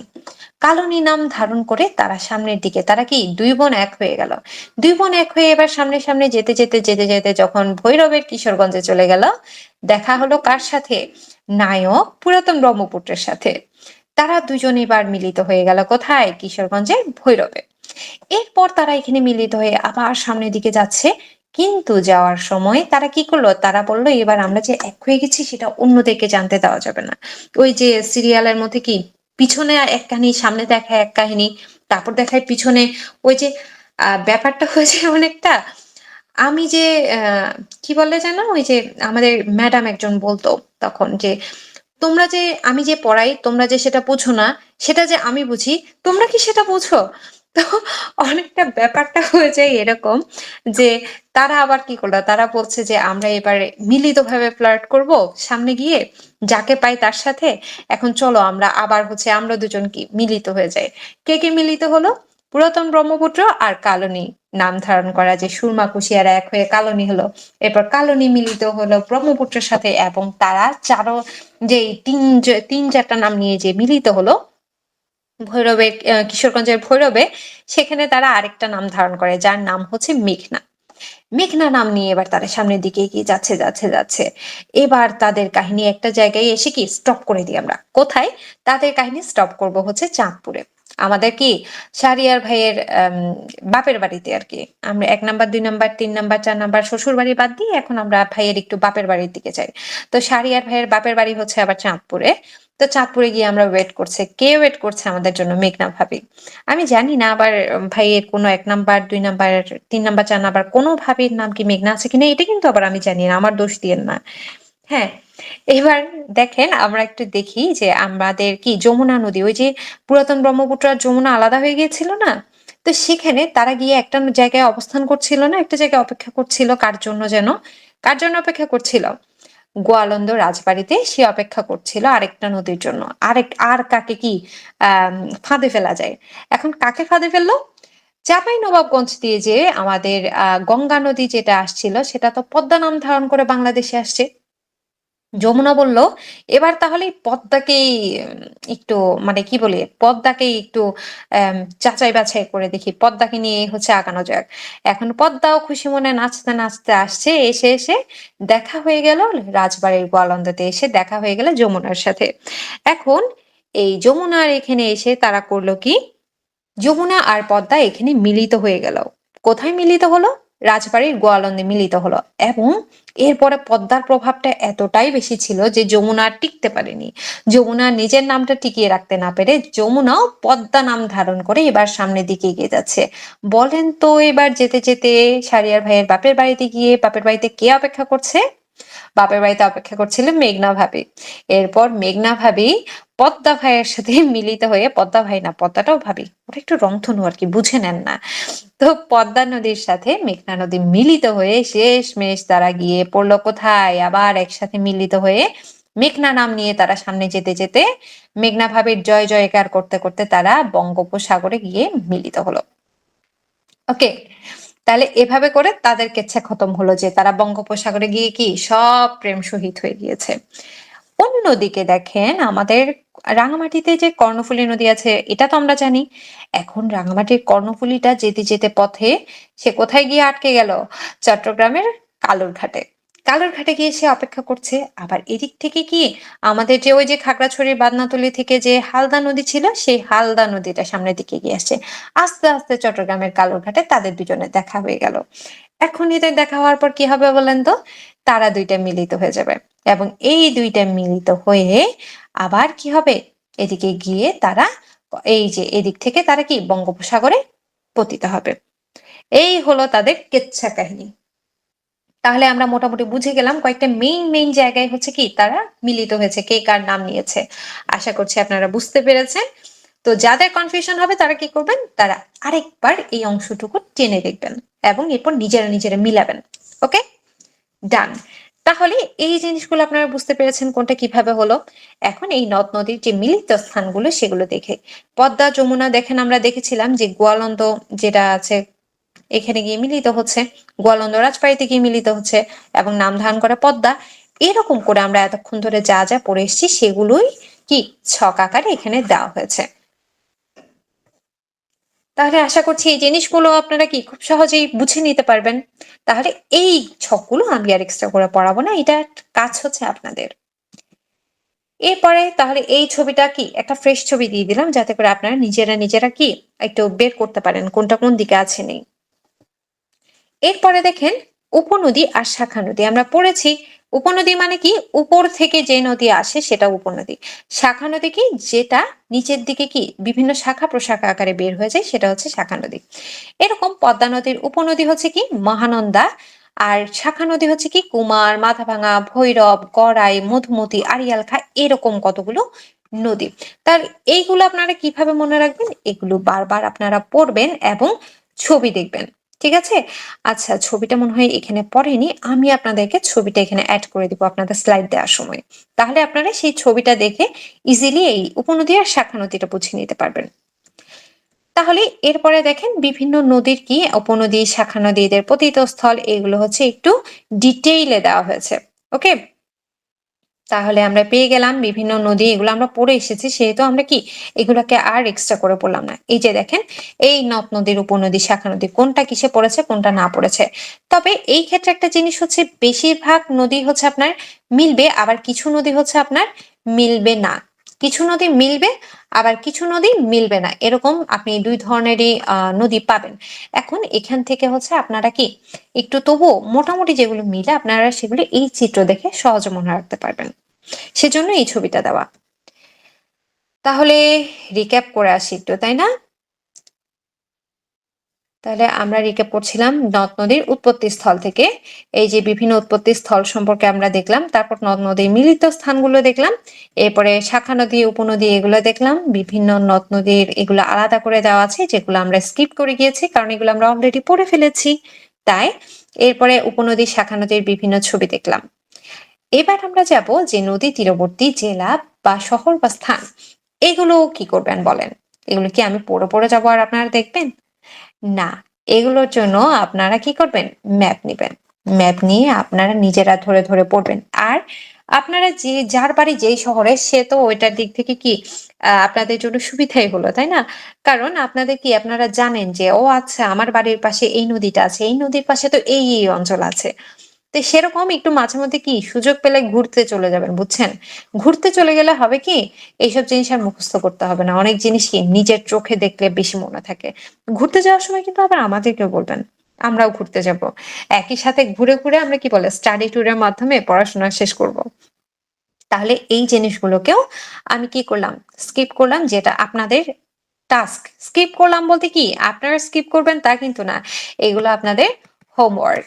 এবং অবশ্যই আমাকে জানাবেন, কারণ আপনাদের সাথে তো আমার ইন্টারেকশন দরকার, তাই না? আপনারা বুঝতে পারলেন কি পারলেন না, কতটুকু বুঝলেন, কেমন ক্লাস করলেন, এগুলো আমার জানা দরকার না বলেন? তো এটার জন্য এগুলো হচ্ছে আপনাদের হোমওয়ার্ক। দেখি আপনারা কেমন পারেন, কে কেমন করেছেন না করেছেন। এরপরে নদ নদীর কিছু বিশেষায়ন, যেগুলো আমরা অলরেডি দেখেছি, যে কুমিল্লার দুঃখ গোমতী নদী, চট্টগ্রামের দুঃখ চাকতাই খাল, খাগড়াছড়ির দুঃখ চিঙ্গি, খরস্রোতা নদী কর্ণফুলী, চরের সংখ্যায় বেশি যমুনা নদী, জোয়ার ভাটা হয় না গোমতীতে। এখানে এই পশ্চিমা বাহিনী নদী এগুলো আমরা পড়েছি, তাই না? এই সবগুলোই হচ্ছে আমরা পড়েছি। শুধু এখানে এইটা মনে হয় নতুন, এই দুইটা, একটা হচ্ছে ব্যক্তির নামে নদী, সেটা হচ্ছে রূপসা নদী, যেটা রূপলাল সাহার নাম অনুসারে। আর পশ্চিমাঞ্চলের লাইফ লাইন হচ্ছে গড়াই। আর আন্তর্জাতিক নদী হচ্ছে কোনটা? পদ্মা। এরপর দেখেন নাফ আর হাড়িয়া ভাঙা, এই দুইটাই হচ্ছে কি সীমান্তের দিকে নদী আর কি। তো এরা বিভক্ত করেছে কি, নাফ নদী করেছে বাংলাদেশ এবং মায়ানমারকে, হাড়িয়া ভাঙা করেছে বাংলাদেশ এবং ভারতকে। উৎপত্তি, এটার উৎপত্তি, নাফের উৎপত্তি আমরা দেখেছি আরাকান পাহাড়ে, আর হাড়িয়া ভাঙা হচ্ছে রায়মঙ্গল নদীতে। এটা প্রবেশ করেছে কক্সবাজারের টেকনাফ দিয়ে, আর হাড়িয়া ভাঙা প্রবেশ করেছে খুলনা অঞ্চলের দিকে, তার মানে কি সাতক্ষীরা। নাফ অঞ্চলের দৈর্ঘ্য, নাফ যে নদী সেটার দৈর্ঘ্য 56 কিলোমিটার, অনেকবার পরীক্ষায় এসেছিল, খুবই কমন প্রশ্ন। আর হাড়িয়া ভাঙার দৈর্ঘ্য হচ্ছে 38 কিলোমিটার। নাফ নদী কোথায় পতিত হয়েছে? বঙ্গোপসাগরে। আর হাড়িয়া ভাঙা নদী সুন্দরবনের মধ্য দিয়ে বঙ্গোপসাগরে পতিত হয়েছে। এরপর আমরা দেখতে পাচ্ছি বিভিন্ন বিল, হ্যাঁ, যেমন তামা বিল কোথায়? সিলেটে। চলন বিল পাবনা, নাটোর, সিরাজগঞ্জ। আড়িয়ালখা বিল হচ্ছে মুন্সিগঞ্জে, শ্রীনগরে। বাক্যা বিল মৌলভীবাজার, শ্রীমঙ্গল। কাইয়ার বিল হচ্ছে কক্সবাজারে। বড় বিল পীরগঞ্জে। ভবদহ বিল যশোরে, এবং বিল ডাকাতিয়া হচ্ছে খুলনাতে। এরকম এই যে তামা বিল, যেটা এটা হচ্ছে বাংলাদেশের একমাত্র সীমান্তবর্তী বিল। এবং এটা কেন বিখ্যাত জানেন? কারণ এখানে হচ্ছে ভারত থেকে কয়লা আমদানি করা হয়ে থাকে এই অঞ্চলটা দিয়ে, এই জন্য এটা খুবই বিখ্যাত, তামা বিলটা গুরুত্বপূর্ণ। আর চলন বিল কি? চলন বিলটা হচ্ছে বৃহত্তম বিল বাংলাদেশে, এবং এটা মিঠা পানির মাছের প্রধান উৎস হিসেবে ইউজ হয়। এর মধ্য দিয়ে প্রবাহিত হয়েছে আত্রাই নদী। এরপর দেখেন হাওর। হাওরের সংখ্যা সাধারণত সবচেয়ে বেশি দেখা যায় হচ্ছে সিলেট, ময়মনসিংহ, এইসব জায়গায়। আর হাওরের যদি কয়েকটা হাওরের নাম আমরা দেখি, এগুলো কিন্তু আমরা হাওরের নাম অলরেডি পড়েছি, কেন বলেন তো? ওই রামসার কনভেনশনের ওখানে পড়েছিলাম। তো এটার অবস্থান কোথায়? সুনামগঞ্জের ধর্মপাশাতে, যেটা 2000 সালে ইউনেস্কো ওয়ার্ল্ড হেরিটেজের অংশ হিসেবে এটা ঘোষণা করা হয়। এবং এর স্থানীয় নাম হচ্ছে কি নয়কুড়ি ছয়কান্দা বিল। এরপর হাকালুকি হাওর, যেটা সেটা কি সিলেট ও মৌলভীবাজারে। এইটা কোথায়? এটা হচ্ছে বাংলাদেশের বৃহত্তম হাওর, এবং এটা 1999 সালে প্রতিবেশগত সংকটাপন্ন এরিয়া হিসেবে ঘোষণা করা হয়েছিল। হাইল হাওর হচ্ছে মৌলভীবাজারে, বুরবুক হাওর হচ্ছে সিলেটের জৈন্তাপুরে, এবং এটার বিশেষত্ব হচ্ছে এটা বাংলাদেশের ক্ষুদ্রতম হাওর। এই যে আমরা ছবি দেখতে পাচ্ছি টাঙ্গুয়ার হাওর, হাকালুকি হাওর। এরপর রয়েছে বাওর। বাওরটা দেখেন তো আপনারা, এখানে ঝিনাইদহতে, হ্যাঁ, প্রায় মানে বাওর দেখা যায় হচ্ছে মেইনলি ঝিনাইদহতে। এটার সবচেয়ে বড় বাওর, যেটা যে দুইটা লাগবে আমি কিন্তু সেই দুইটাই দিয়েছি। এই বৃহত্তম বাওর হচ্ছে কি পোড়া পোড়া বাওর, যেটা যেটা ঝিনাইদহের মহেশপুরে। আর সবচেয়ে ক্ষুদ্রতম বাওর হচ্ছে সারজাত বাওর, যেটা হচ্ছে ঝিনাইদহের কালীগঞ্জে। তাহলে চলুন আমরা হাওর বাওরটা একটু রিক্যাপ করে আসি। নদ নদী অঞ্চল থেকে তীরবর্তী যে অঞ্চলগুলো রয়েছে সেগুলো তো আপনাদের হোমওয়ার্ক থাকলোই। নদ নদীর বিশেষায়ন আমরা পড়েছি, নাফ এবং হাড়িয়া ভাঙার মধ্যে পার্থক্য মানে তুলনাগুলো পড়েছি। এরপর বিল, বিভিন্ন বিল, হাওর, বাওর কোথায় আছে সেগুলো সম্পর্কে আমরা জেনে নিয়েছি। এবার আমরা জানবো চর সম্পর্কে। চর হচ্ছে কি সাধারণত কি আমাদের ওই যে নদীর মাঝখানে যে কি বালি জমে যে ভেসে উঠে, তাই না? চর আকারে যে বালুর যে চর ভেসে ওঠে, এটাই হচ্ছে মেইনলি চর আর কি, যেটা বালু বালু হয়ে ভেসে ওঠে মাঝখানে। তো এই নদীতে দেখা যায় এগুলো। তো এরকম কি কি চর রয়েছে দেখেন। অনেক সময় দেখা যায় আপনাকে প্রশ্ন করতে পারে যে চর মানিক কোথায় অবস্থিত? এটা কি ভোলা, ফেনী নাকি নোয়াখালী নাকি লক্ষ্মীপুর? তাহলে আমাদের জানতে হবে কোন চরটা কোথায়। তার মধ্যে এবার যদি আপনাদেরকে একটা ট্রিক বলে দিই, সেটা হচ্ছে যেগুলোই হচ্ছে আপনি মানুষের নাম দেখবেন, সেই মানুষের নামওয়ালা যে চরগুলো সেগুলোর বেশিরভাগের অবস্থান হচ্ছে ভোলায়। দেখেন, মানিক, জব্বার, নিউটন, কুকরি মুকরি, নিজাম, তারপরে মনপুরা, জহির উদ্দিন, ফয়েজ উদ্দিন, কলমি, চরফেশন, এগুলো সবগুলোই হচ্ছে কি ভোলাতে।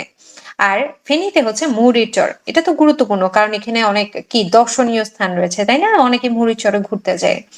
নোয়াখালীতে রয়েছে কি চর সৃজনী, চর সাহাবানী, হাতিয়া, ভাসানচর আর সুবর্ণচরের কথা নিশ্চয়ই আপনাদেরকে বলতে হবে না, কারণ এখানে কি আমাদের রোহিঙ্গার ক্যাম্প করা হয়েছে। আর লক্ষ্মীপুর, যেটা লক্ষ্মীপুরে রয়েছে চর আলেকজান্ডার এবং চর গজারিয়া। তারপর দেখেন রাজশাহীতে রয়েছে নির্মল চর, চট্টগ্রামে রয়েছে উড়ির চর, পটুয়াখালী ও বরগুনা এলাকার দিকে অর্থাৎ দক্ষিণ দিকে রয়েছে চর তুফানিয়া, ফাচারবন। আর বাংলাদেশের জন্য আমাদের কি বর্তমানে আমাদের পরীক্ষার জন্য গুরুত্বপূর্ণ হচ্ছে কি একটা সুন্দরবন, যেটা বাগেরহাটের নিকট অবস্থিত। এটার অপর নাম হচ্ছে কি, এই চরটার নাম হচ্ছে দুবলার চর। এইটা কেন ইম্পর্টেন্ট জানেন? কারণ এটা বিভিন্ন কারণে গুরুত্বপূর্ণ। এটা দক্ষিণ উপকূলে অবস্থিত, সেটা তো জানি, যেহেতু সুন্দরবন। এটার গুরুত্বপূর্ণ কারণ এটা মৎস্য আহরণ, শুটকি উৎপাদন, উপকূলীয় সবুজ বেষ্টনী, এই সবগুলোর জন্য গুরুত্বপূর্ণ।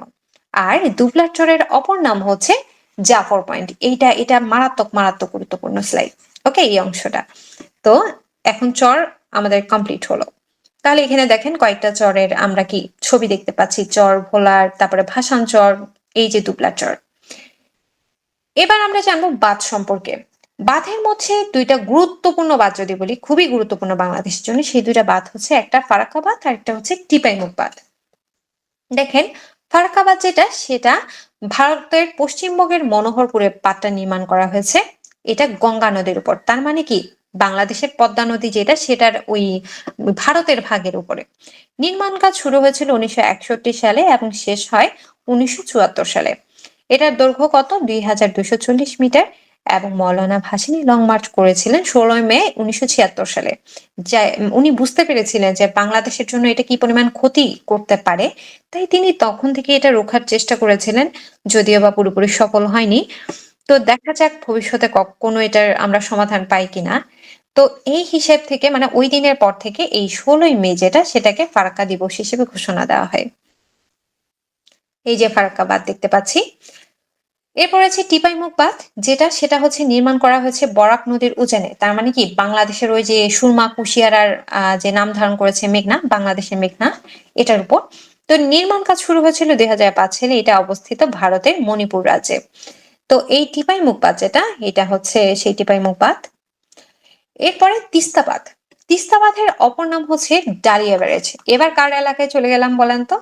এবার চলে গেলাম হচ্ছে আমরা আমাদের আহ 3 বিয়ে করা লাবু ভাইয়ের কাছে।